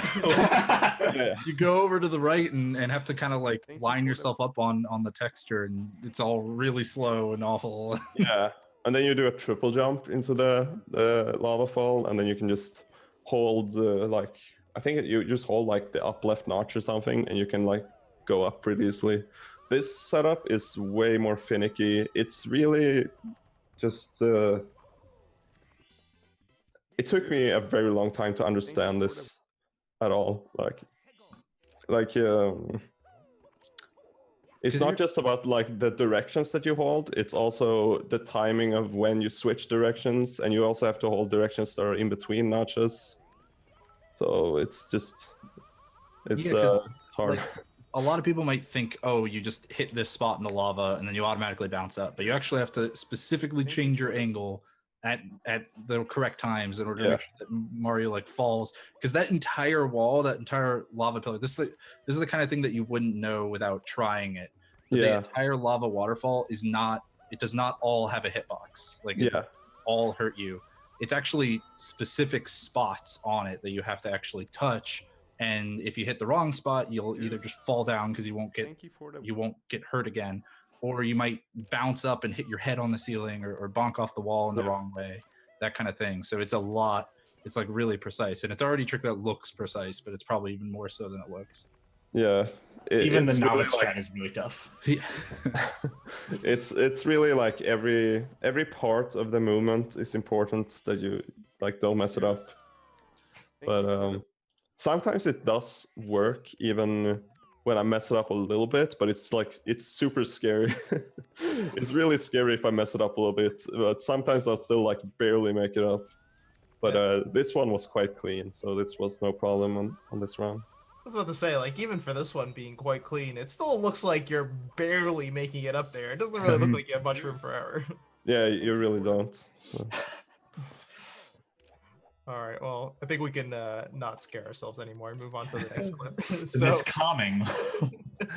Now we're just gonna go ahead and be in the laggiest part of the game. Let's talk about this stuff. Yeah, so this game really it doesn't handle water well at all. So you will notice that I will turn the camera to the side like this when I go into the submarine room in Dire Docks. This submarine is like notoriously super laggy, possibly like the laggiest part of the whole game. So you really have to make sure to turn your camera in such a way that it doesn't lag too much. Keep in mind, you're watching actual lag. That's not the stream, that's not the video, that's the lag from the game. You will see that if you're playing it in person. That's how bad it is. Yeah, just watching the FPS slow way down as you're on top of the sub diving. No, Frozen, I want to correct you. If you're in person playing, it'll be worse because you're not doing lag reduction. Yeah. That's true. If you don't do lag reductions, it's like so bad. It's crazy. I actually started playing this game on the virtual console when I started in 2013, and when I switched to N64, it actually kind of like blew my mind how laggy it was. You said that if you don't do lag reduction, it loses you a significant amount of time. Yeah, it might lose you like, I don't even know, more than a second for sure. Maybe like 2 or 3. For doing the exact same movements, just not manipulating the camera. Like that's nuts. Yep. Yeah. But yeah, the thing I want to point out here is that I went for what we call back sub. So I go onto the fin of the back side of the sub, and then I go that way, which is a longer path to the star compared to going on the front of the submarine. So what you can do is called front sub, and instead of turning to the right when I go into the submarine room, I turn to the left. And then you can do a pretty precise jump, well, multiple precise jumps to get up the front of the submarine. But it's pretty tricky, and it's very easy to accidentally mess up your movement, mess up your swimming, or mess up the jump timing, whatever. And if you do that, you'll lose like almost certainly over 10 seconds. And yeah, I just decided I didn't want to deal with that when I was on a run that was on pretty good pace. Like this run was pretty good pace. It wasn't like anything crazy, but I thought that for me, I preferred to just get as many runs as possible upstairs. So yeah, because upstairs is by far the hardest part of the run. And I really want to get as many runs as possible upstairs so that, I will eventually have a chance to beat the record. So yeah, but it does save about 2 to 3 seconds to do front sub. So it is a pretty big time save. And that is, that's something that you could definitely improve on compared to this world record run. For something with such a low margin of error, plus all of the lag that comes with being in front of the sub and everything, like that's... Yeah, totally. The lag really sucks for timing the jumps. Mm-hmm. So yeah, there's a reason I didn't go for it, and it's just because I hate missing it, and it's really hard to do consistently. So and losing 10 seconds ish at this point in the run, 22 minutes in. Yeah, a rough one. Yeah, it's like I could still PV if I lost 10 seconds, but man, it would be so much harder. Like it gets like way harder to PB in this category if I lose 10 seconds. Yeah, as you said, your biggest time loss was the Owless at maybe 7 seconds. So yeah, 10 seconds is a little bit more than that. Yeah. All right, I think we can go ahead and move ourselves out of the sea and into the fire sea. Yeah. So Fire Sea also has some cycles. There is this purple colored elevator that's coming up in a while, and you have to make this early elevator cycle in this stage. And when I say you have to, like you really have to, because you will lose like 15 seconds or so if you don't get it. So it's super bad if you don't. And if you're fast enough, you can do this so-called lava boost early Ellie's, which I got right there. Which saves a bit more time over just the regular early elevators. But yeah, this is a very scary point in the run, because if you fail it, basically it's pretty much over. So yeah, you don't want to fail it. That doesn't seem like something you'd want to fail. Yeah. And you don't have too much room for error. I did actually mess up a little bit before the elevator. And it's in this cage right here. After I activate this elevator, I brush up on the wall right there, and that lost me like all my speed. That's why I barely made the lava boost cycle. But yeah, you can mess up like a little bit and still like barely make it. But I will always love that side flip to grab the pole higher. yeah, It's one of my favorite small little things in this game. yeah, it looks kind of cool. Yeah. This entire section is just visually impressive, honestly. It really is. I love this trick. As a runner, you know, somebody who's like a high level runner, does tricks like this where like if you don't land it, you know, if you don't get the proper cycle, your run is pretty much over. Do you find like things like that put more pressure on you in order to perform, or do you feel like that kind of like motivates you that like, oh, I need to step up my game? To be honest, it does make me feel a bit more nervous. Like whenever I get into Fire Sea and I'm on a good run, I really have to like try to calm my nerves a lot, because you know, I know that if I make just a tiny error, it's gonna be all over. So yeah, it's pretty nerve-wracking. Although I actually don't get too nervous when I'm downstairs anymore, I think, because I've actually had like one thing that I often think about to calm myself down is thinking about previous runs that I've had that are better, because then I can think, oh yeah, I have had a run that's quite a bit better than this. So it's like, okay, so if I lose it, it's like, you know, Whatever. I've already No done big deal. done better. Yeah, I can do it again. Yeah, not, exactly. not losing the God run or something, right? Yeah. Yeah, it's really a lot worse when you're at like your best pace ever. Then it's like, oh man, I really don't want to fail this time. But yeah, this run was over 10 seconds away from my best pace ever, so I could just kind of think, yeah, I can still do like 10 seconds better. Sure. So yeah, that's something I sometimes use to be a bit less nervous. Gotcha. Okay.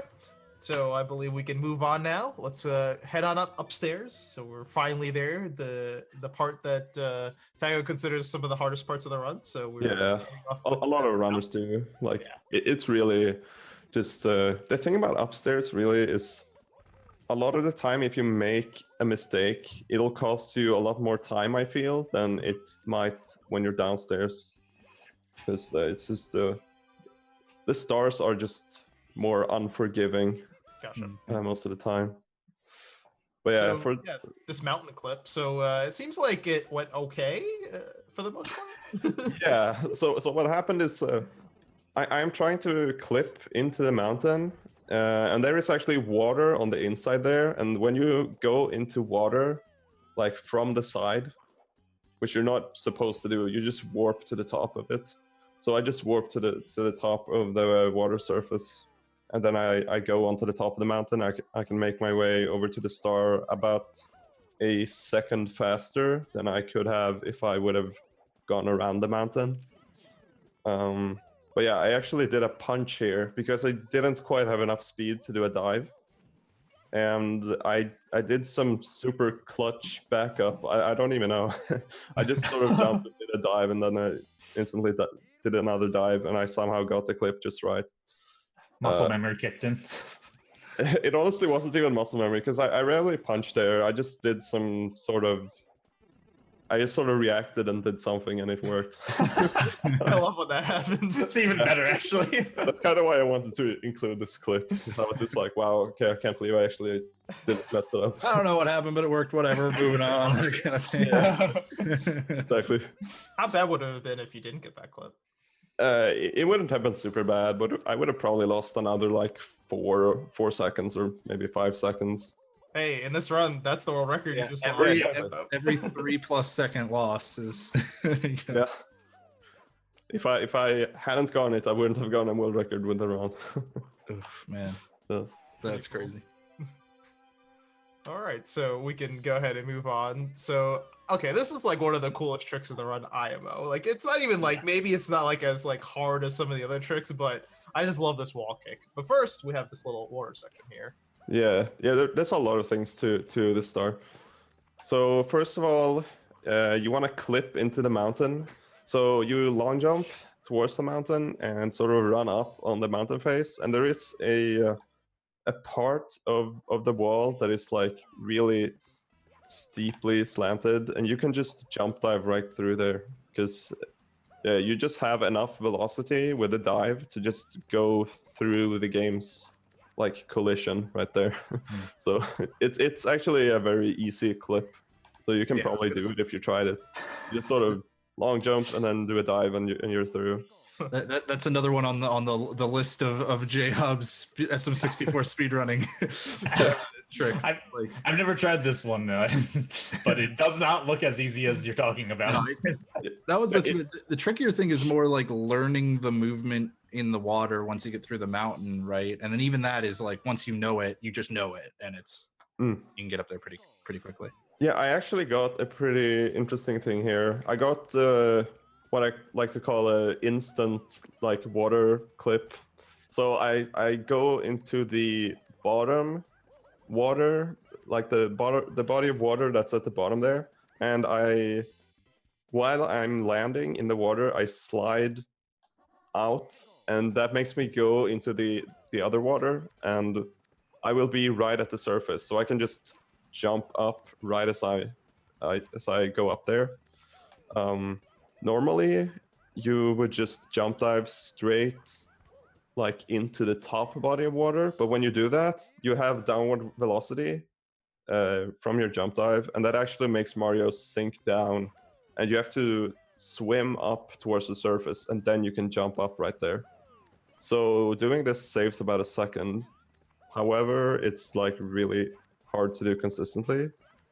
I try to do it every time, and what's good is like even if I fail it, I'll just do it the normal.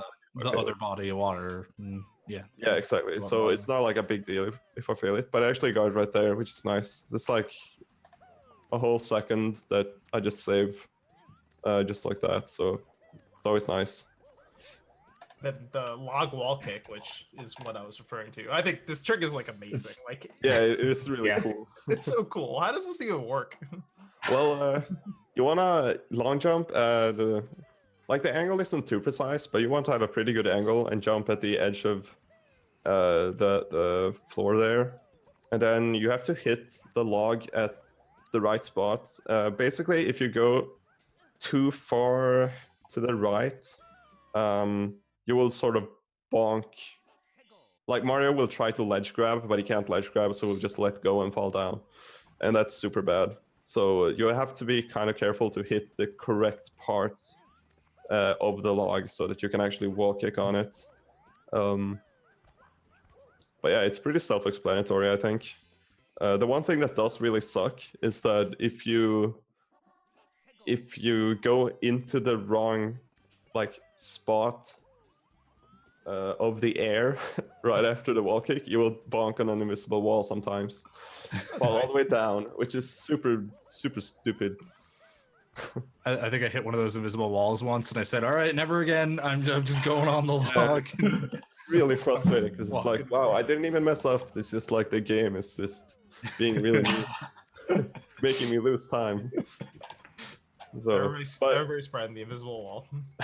Oh yes. But yeah, I actually intentionally steer Mario to the left so that I will not hit that wall. So I try to avoid it as best as I can. Gotcha. All right, so we're going from the coolest trick now to probably one of the hardest, if not the hardest, in Breezeless. Yeah. This is difficult.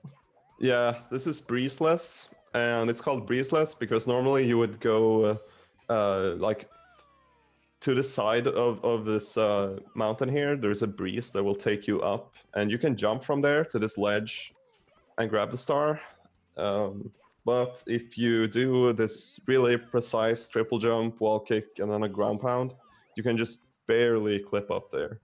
But it's it is really precise. if you lose like almost any height, you can't make it up.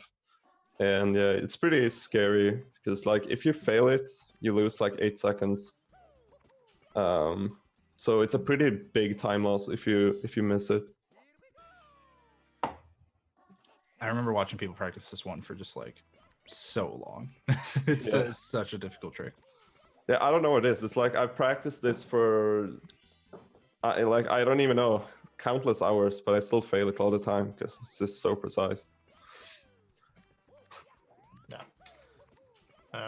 I can get enough of watching this trick. as I switch the clips on you. That's fine. No, it's fine. We can so we're gonna go ahead and move on to the next clip. So this is interesting. This is actually a little bit of a route change, if I'm not mistaken.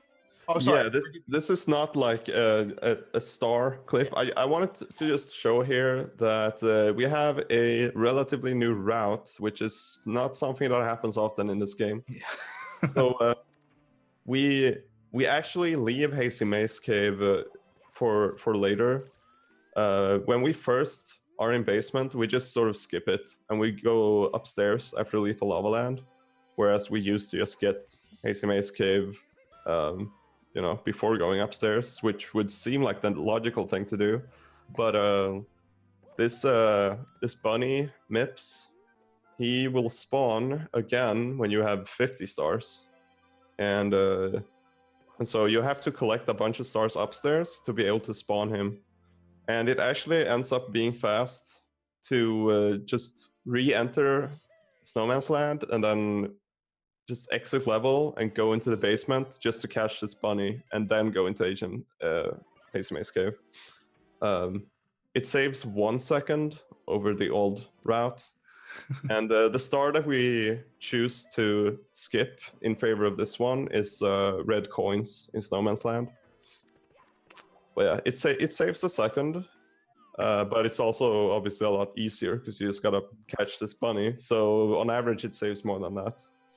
Yeah, that's one of the nice things about something like that that's a route change as opposed to really like a big trick or anything is it may only be a second optimally, but it's like you're getting it's kind of a free second. Like it's just easier to get MIPS because you already do it once in the run. Like you're already used to that movement. Than it is to go do the red coins that you could potentially mess up on. Yeah, exactly. Actually, like the comparison that was used to determine like how big the time save is was with like the best Snowman's Land red coin time that anyone has gotten. So yeah, obviously you're not gonna do it that well. Mm-hmm. In most runs, maybe you'll lose about a second to it. So in that case, you would save about 2 seconds by doing this. So yeah, it's definitely like a really nice route improvement. Nice. Cool.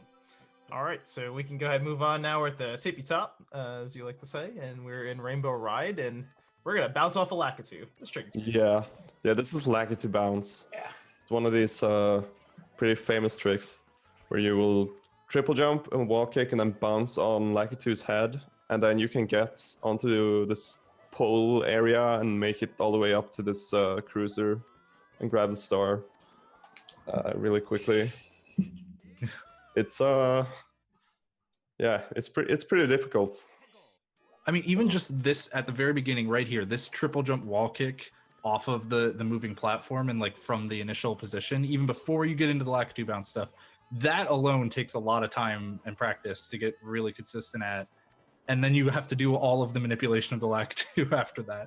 It's nuts. Yeah. The way I set up the Lakitu is I always sort of run on that platform in the same way, and I always try to side flip on the same spot. And by doing that, I can make him go like in the same spot just about every time. So I'm actually able to get that bounce pretty consistently. It's not actually too hard to get Lakitu to go in the right direction. I actually think the hardest part for me is like the movement after that when you're going on the poles and doing the wall kicks and all of that. That's the part I mess up the most. And ground pounding the star, of course. Yeah, because I should have missed that in the star. Try to do it as early as possible, but I was like a frame A to little land. bit early. Yeah. Does the Lakitu itself, does it like pose any problems in terms of like being in the proper position? Yeah, like I said, I try to set it up so it goes in the same position every time. So generally, no. Although it does sometimes not go the way I want it to. Like it does happen sometimes, but it's pretty rare, honestly. At this point, I've gotten pretty good at like knowing how to get it now. So it's something I definitely struggled more with before, but I don't know. I've just gotten really consistent at it, to be honest. It's not too much of a problem for me. Okay, all right. So now we're in the last final parts of the run. We're in TTC, TikTok Clock, where you're doing all 7 stars, including the 100 coin star. Yeah, TikTok Clock is definitely the hardest stage in the whole run, and it's right at the end. So it's really scary having to do this stage. When you're on world record pace. And this star in particular is the hardest in the game, at least for me. It's really just technical. It's just a bunch of movement that is a lot of it is hard to do. So yeah, Any mistake is gonna like plummet you to the bottom and send you most likely to your death too. So yeah. it's the worst.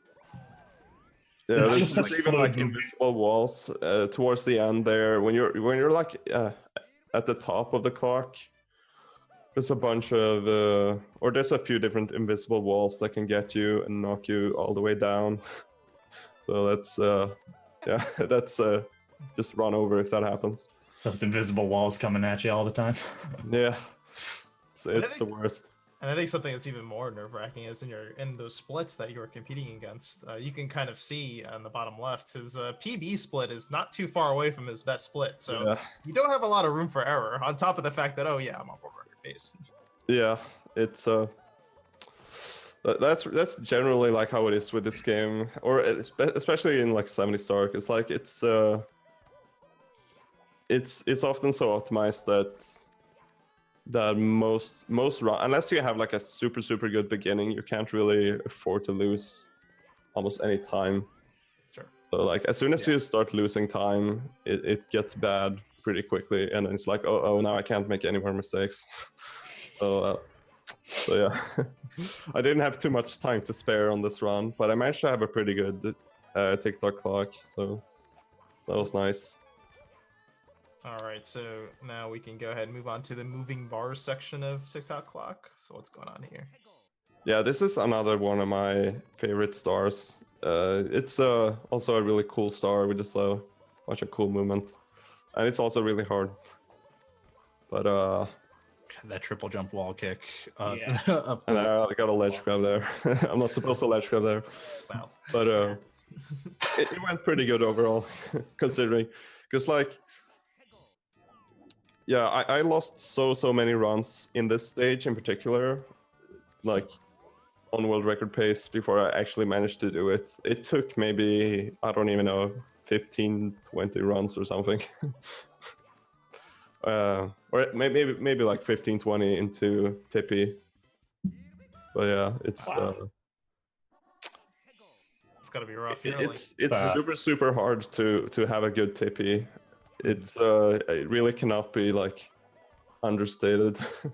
This is just one of those stars too that it's just beautiful to watch. Like this is one of those that we could just loop for so long.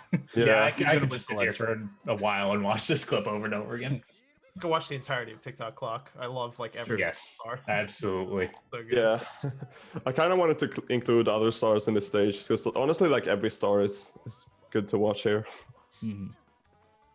But yeah, I do pretty optimized movement there. I do a side flip and then a double jump wall kick to make it up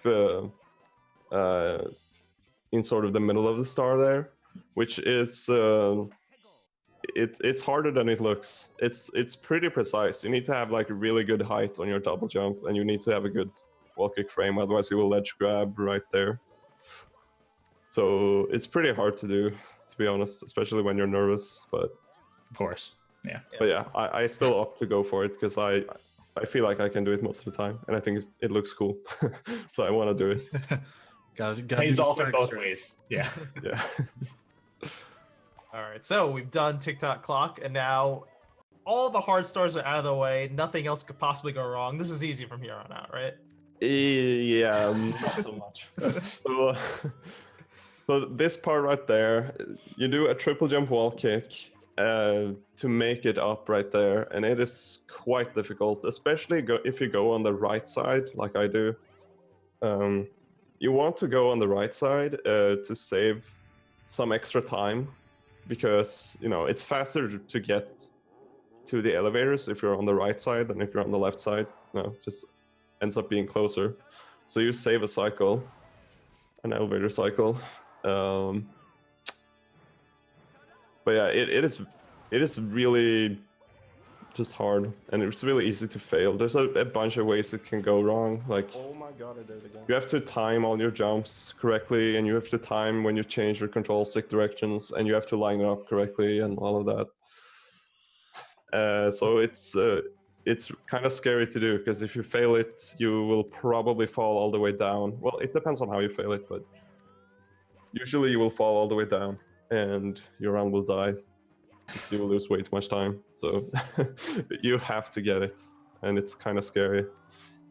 If that wasn't, nervous enough, or you don't have the pressure on you, now you have to land all 3 Bowser throws, because one missed throw and you're done. Yeah, exactly. So if you miss one of these Bowser throws, you lose like 10 to 15 seconds, which is easily enough to kill, like almost, well, most of the time it's gonna kill a 70-star PvP round. You really just have to hit all of them. And if it was like just doing a race or whatever, just doing a run, Oh my god. these wouldn't be like terribly difficult. They would be difficult, but not like crazy difficult. But now this is like, okay, I have to hit all 3 throws to get the world record. It's like at that point, right? If you hit all 3, Yeah, exactly. So to have that kind of pressure and pull off that trick, which is honestly, it's like you said, it's not like easy. It's a pretty fairly precise throw window, right? Yeah, I believe you have usually 2 frames to get the right throw. That's so rough. Oh. The very, very The fact that you have to do it 3 times means it's like pretty easy to mess it up. And with the bomb hitbox, I never stop holding my breath. I can see, I've seen enough runs where I know that will hit, but I still hold my breath every single time. I'm like, oh yeah, oh god, this. Yeah, I remember when I did that throw, I was like, oh no, please hit, like, and it actually did hit. It's really just. Oh my god, I did it again.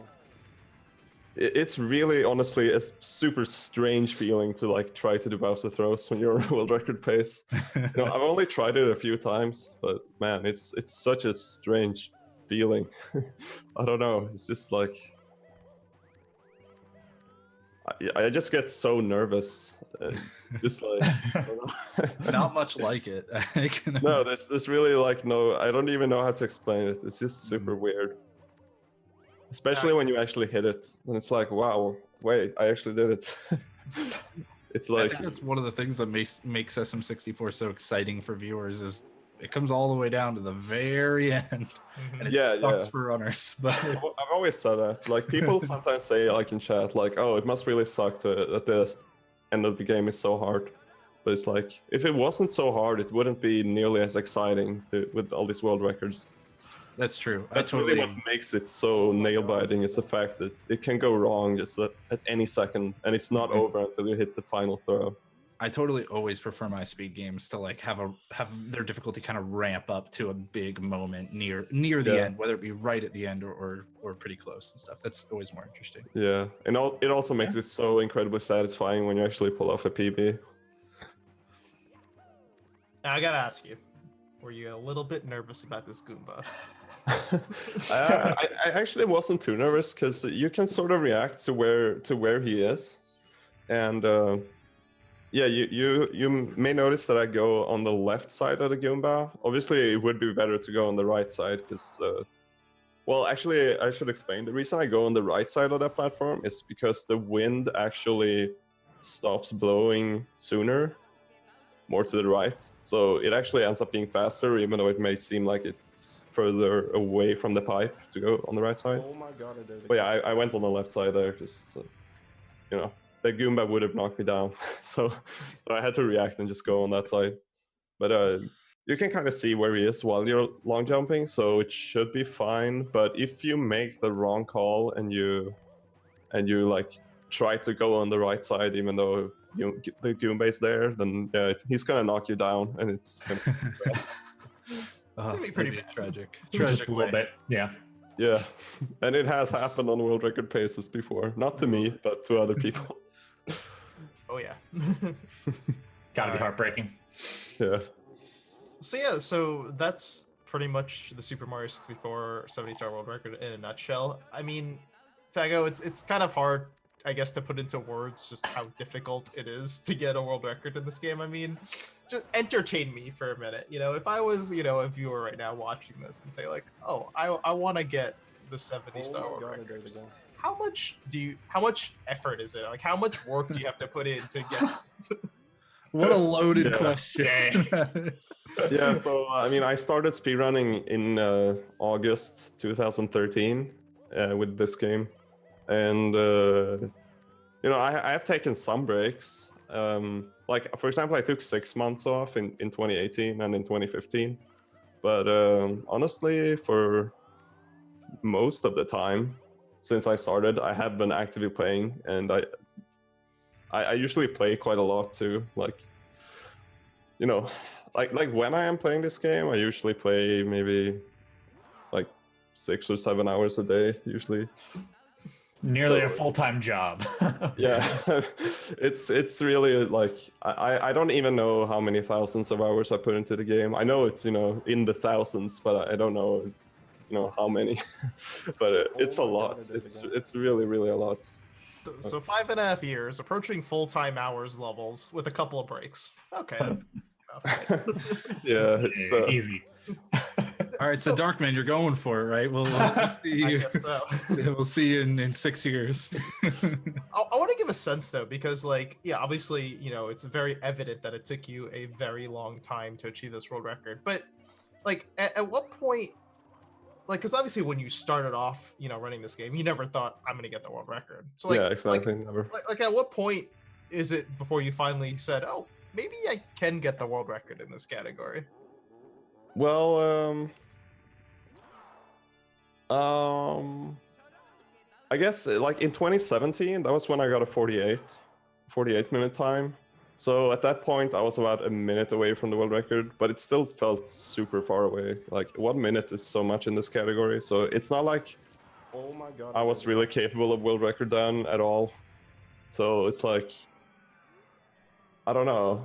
I guess I never really thought about, you know, going for world record really in that way until 2018. Because I've always just been all about just improving my own PBs and just getting better at the game. So that's really what motivates me with speedrunning in general. So I kind of just thought, you know, I'm just gonna keep improving my PB, and you know, I guess we'll see what happens. And yeah, it's actually it was really crazy when I realized I could get world record. What actually ended up happening is I had a high 48 PB in about a year ago, actually, February 2018. And I had one run that was just super crazy, and which was actually on Oh my 47 God, pace into Bowser in the Sky, while I still had a high 48. So that was like, wow, okay, so apparently I can get a 47, because I actually ended up losing like 30 seconds in Sky because I was so nervous. But yeah, that kind of made me go, okay, I definitely have to get a 47 now. And you know, I did get a 47, and I was the second person to ever get a 47 after a cheese. So you know, at that point I was like, all right, let's just go for the world record at this point, because at that point I had realized that I was able to do it with a really good run. And yeah, over time, you know, I got even better. So, you know, by now, even this run, I'm not like extremely satisfied with, to be honest, because I had one run that was actually about 13 seconds ahead of this run, going into Bowser in the Sky. And I actually failed the triple jump wall kick, Oh no. which was pretty heartbreaking. But yeah. Man, your description of realizing when you're on world record pace sounds like when people describe getting older or like just like getting old. Like it doesn't hit you all at once. It just kind of gradually happens, and then one day you're old, and like yeah, I mean, like the that's same exactly what it was. Crap. I'm just getting better at the game, kind of just working my way up. Then it's all of a sudden, oh wow, dude, I can actually do it. record. Except that's a good And I feeling. just kind of decided I would grind super hard until I got it, and so I actually ended up grind. Well, I took a 6-month break, but still, I didn't do any other speedrun than 70 star in all of 2018. So it was like all I did, and then early 2019 too. Wow. I'm actually working on getting back to 120 star now, because I decided I would even though I know I can do better than this run in 70 star. I'm just so tired of grinding the category after like over a year. So I really want to do 120 star now. So I'm gonna try to work on getting closer to world record there too. Awesome. Well, thank you for coming by and telling us about Super Mario 64 and breaking down your world record. That's it's been real fun. Great to learn more. Thank you very much for having me. It's been fun. Absolutely. So make sure everybody follow Taggo. His stream is Taggo, Taggo. Yep. So you'll be doing more SM64. So if you like that sort of thing, then I recommend watching his stream. We're going to go ahead and take a break as we switch out Taggo and finish off the show. A couple lighthearted things. So we'll be back in a couple minutes, so stick around.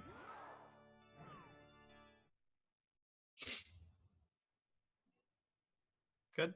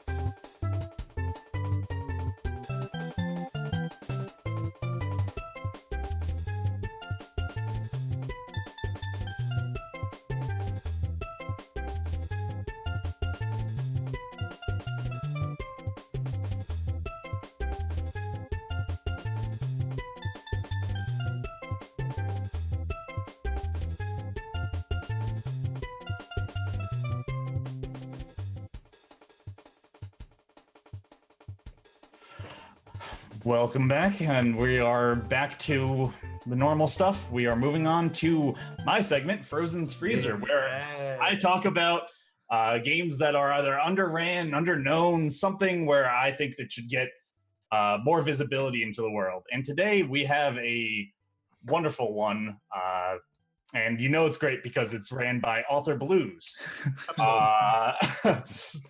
So I was gonna say, how have we not had like off clips yet on our? On those are up there. Trust me, I have multiple of them already made with. But they're in the back of the freezer. Yeah, they're in the back of the freezer. Gotta drag them out. So we've got The Hobbit today, and I actually know this game. Yes, it is a great game, and if you have never seen anything of it, it's horribly glitchy and wonderfully fun to watch. So within 30 seconds, you are starting off with You're basically slamming your staff against the wall and jumping into out of bounds. You can't really explain it any better than the clip will do by just one smack and you don't even see the character anymore. It's just boom, done. Solid. Yep. Then moving on, there's a lot of out of bounds in this game, or at the very least, slightly out of bounds for something. So for this, you're jumping over and skipping over having to build a bridge, which skips over a good portion of the game, honestly. Then we have some real out of bounds where we're actually jumping onto a rock. Basically, all of these clips are out of bounds, and I had to pick through about 100 different clips of going out of bounds. It's a really cool, glitch fest, actually. So moving on, we have another out of bounds, but we're just jumping through. This kind of shows more than a second of being out of bounds, where you have to traverse. You can see him kind of falling down a little bit and trying to skate through the world. Ooh, neat little like skid up the mountain kind of. Yeah. You know, you have a good video game where it's not just going out of bounds, it's how you go out of bounds. There's just many different flavors of out of bounds. Exactly. That's what's really cool about this. And then you combine that with really tight platforming, actually. Throughout this section right there, it's just you have to get onto platforms very, very nicely. And here we have another one, again, a different version of going out of bounds, just clipping out of the wall. And then you jump down. I don't think this part saves all that much time, but it's cool. Then this one, again, a different method. That was basically my entire thing, choosing different methods of going out of bounds. That one, you have to use a fishing pole. That's pretty cool. I mean, you slow down your movement and you can actually walk up the incline. And then you jump through a good portion of this level. I mean, it's nearly all skipped. I didn't even clip all of it because it's too long of walking through. This one's actually really cool. You're jumping off into the water and you have to precisely move in a path, that way you don't fall into a death zone. And then you jump back in bounds in this very specific movement. You can see that he lined himself up and needs to move over to this exact building. Side note, why is water always a death zone? Because no game dev wants to deal with water. Because Super Mario 64 Ever since Super Mario 64. The first and last ones to try it. Exactly. And this is the final part. This is literally going into the final split. You end with clipping out of bounds. I mean, you basically jump over here, you hit this barrel, and then that's the run. That's it. That's the entire run is just glitches. And I think it's a wonderful kind of test, seeing how much a game can be broken in so many different ways. And not too many people run the game. So I'm sure that there's probably even more than just those glitches that were found. And honestly, more people means more people discovering things. Yep. And yeah, that's what we got for the freezer, The Hobbit, Nialthar Blues this time. And now I've actually watched a full speedrun of that game, and it's pretty good. I will say that. It was extremely difficult to pick out clips from that. I could have gone for this entire segment, our entire world record analysis could have just been looking at glitches. Wow. It's certainly one like I know I've heard Off talk about it a lot, and I've watched bits of it, but just seeing some of the like cool movement in there, definitely gonna have to. I really like the movement. I like the glitches. It's fun. But now we'll move on to the checkpoint, where we're going to just talk about what's been going on in our lives. So, Hobbs, why don't you kick it off? Yeah. So, keeping up with the tradition for the sprint. Gotta talk about Celeste every single episode. I don't know how this keeps happening. We're not doing it intentionally. But since the last episode, one of the reasons that we for several reasons, but one of the reasons that we actually took a little bit longer break between episodes was that I was actually going to be commentating Twitch Rivals for their Celeste speedrun challenge, which was a blast. Like, that was an amazing experience. Oops, bumped my mic there. And I don't know exactly how to describe it, but it was just super cool. Getting to fly out to commentate 20 people all running. If you missed that show, the format is there are 20 runners of Celeste all competing for cash prizes, basically. There was I believe $10,100 payout that like spread across all 20 people. Like just entering and getting a time got you, some money. And TGH ended up winning. He ended up taking the first place, but it was super fun competition throughout the whole thing. Especially around like we saw a lot of super fun movement around the middle of the thing. I won't talk too much about it because I'll just say that if you want to go watch it, it's on twitch.tv/twitchrivals. Highly recommend checking it out because it was a blast. It was their first follow-up to the Mega Man 11 Twitch Rivals that they did before, that we also talked about on the show before. And I think that they improved so many things since then after what was already a very strong first showing. And I would love to see them do more speedrun challenges. Absolutely. I mean, I watched Limit Break website. Those are basically that encompassed your entire time. I'm sure that's plenty of work. Darkman, what do you got going on? Sure. So, Nintendo had a direct recently. Was it last week? I believe it was. And they just right off the bat start off the direct. No, they're not playing around. We're just gonna introduce Mario Maker 2. That's it. Go ahead. Just like that. So Mario Maker 2, they announced at their direct, and it's going to be releasing in June of this year. And I'll be honest, when Mario Maker 1 came out, I was definitely a naysayer. I thought this game doesn't seem very exciting. Like, why are people going to play this? Like, is this really going to have lasting power? People are going to buy this, they're going to play it for a couple of weeks, and that's it. It's done. Well, that did not happen. The speedrunning community embraced Mario Maker to no end. They took it to amazing heights. We got some fantastic levels, and it was just fun to watch. Like, I wasn't even playing. I was just like watching streams all the time. It was amazing. I had so much fun watching the game. And the community, it spread out, not only just the great Mario Maker community, but it moved on to like now, like so many people are playing great like Super Mario World ROM hacks and stuff. So it's just cool to see like these great like Kaizo-esque levels, as they call it in the community. I'd see all these great like hard, like difficult games that came up as a result of Mario Maker. So to see Mario Maker 2 coming out, see a sequel is going to be fantastic. I know it's going to take the speedrunning community by storm. Because obviously, absolutely. Like, maybe it's the first one last time. It's a game I think a lot of us weren't really expecting to happen. Like maybe a Mario Maker port onto Switch or something was kind of like, some people were thinking maybe something like that would happen. But it's weird to conceptually think of a sequel to a game that is a creator. Like it's just a creation tool, right? And it's weird. Like a lot of people thought, oh, okay, well that's just the creation tool that they made, and we probably won't get another one of those for a really long time. And I mean, it was too popular, I guess, to give up to pass up the opportunity. So yeah, I'm super excited. I know it's going to be amazing to see what the people do with this. Can't wait. Absolutely. So for me, my last couple of weeks have mostly been, I've been doing a lot of Dungeons and Dragons stuff and being a nerd about that, doing world building.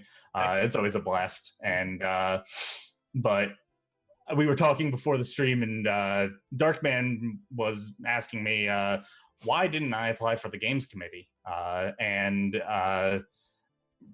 Basically what happened was that I saw the tweet from GDQ and said, oh, that sounds like something I might be interested in. And then I just didn't apply. I just completely forgot about it. Didn't think about it afterwards. I saw it open. I saw the Google Doc open up on my on one of my many tabs, like after it had closed when a bunch had been announced. I was like, oh, right, okay, I forgot about it. Yeah, sure. That's a Frozen answer. Yeah, that's all I got. That reminds me of like not applying to certain colleges because I didn't pay attention to when the deadline was for the application. I was in that. I did that. There you go. All right. Oh, well, I believe that's pretty much going to wrap it up for our show this week. Just a couple of quick reminders before we sign off. Tomorrow we have another hotfix, so that is the start of our Kuso Grande Invitational. So Gusto Grande is take a bunch of people, give them bad games that they've never seen before, and have them play it to your pleasure. Have them race it in particular. Yeah. Exactly. Have them race it. So your pleasure, their I don't know, loss, I don't know. Pain. Whatever. Yeah, their pain. So it's really fun. It's a great community event, and we're going to be doing a special invitational with 4 teams of 4. So that's starting tomorrow at 7 p.m. Eastern, and it's going to be the 2nd and 4th Wednesday, I believe, of every month for the next few months. So yeah, definitely check it out. It's going to be super fun. I'm looking forward to it. Also, it's super exciting. It's cool. As you can see, my name is up there. I might be joining in a couple of them. Should be fun. And as another reminder, folks, just if you are, we had a couple people actually talking about this in chat earlier. If you're interested in volunteering for Games Done Quick, specifically for Summer Games Done Quick, coming up in July, the volunteer applications are now open on the website, and there is an FAQ on the website as well for just all to answer any questions that you might have in chat. And linked in chat and everything. So gamesdonequick.com, and look for the volunteer FAQ on the website, or follow the link in chat if you're interested in that kind of thing. And it's super cool to volunteer, so highly recommend it. It's a fun experience. With that, I think we're basically out here. Check out Gusto Grande tomorrow, guys. Definitely. And we will see you in 2 weeks for our next show. So take it easy. Have a good one, guys. Bye.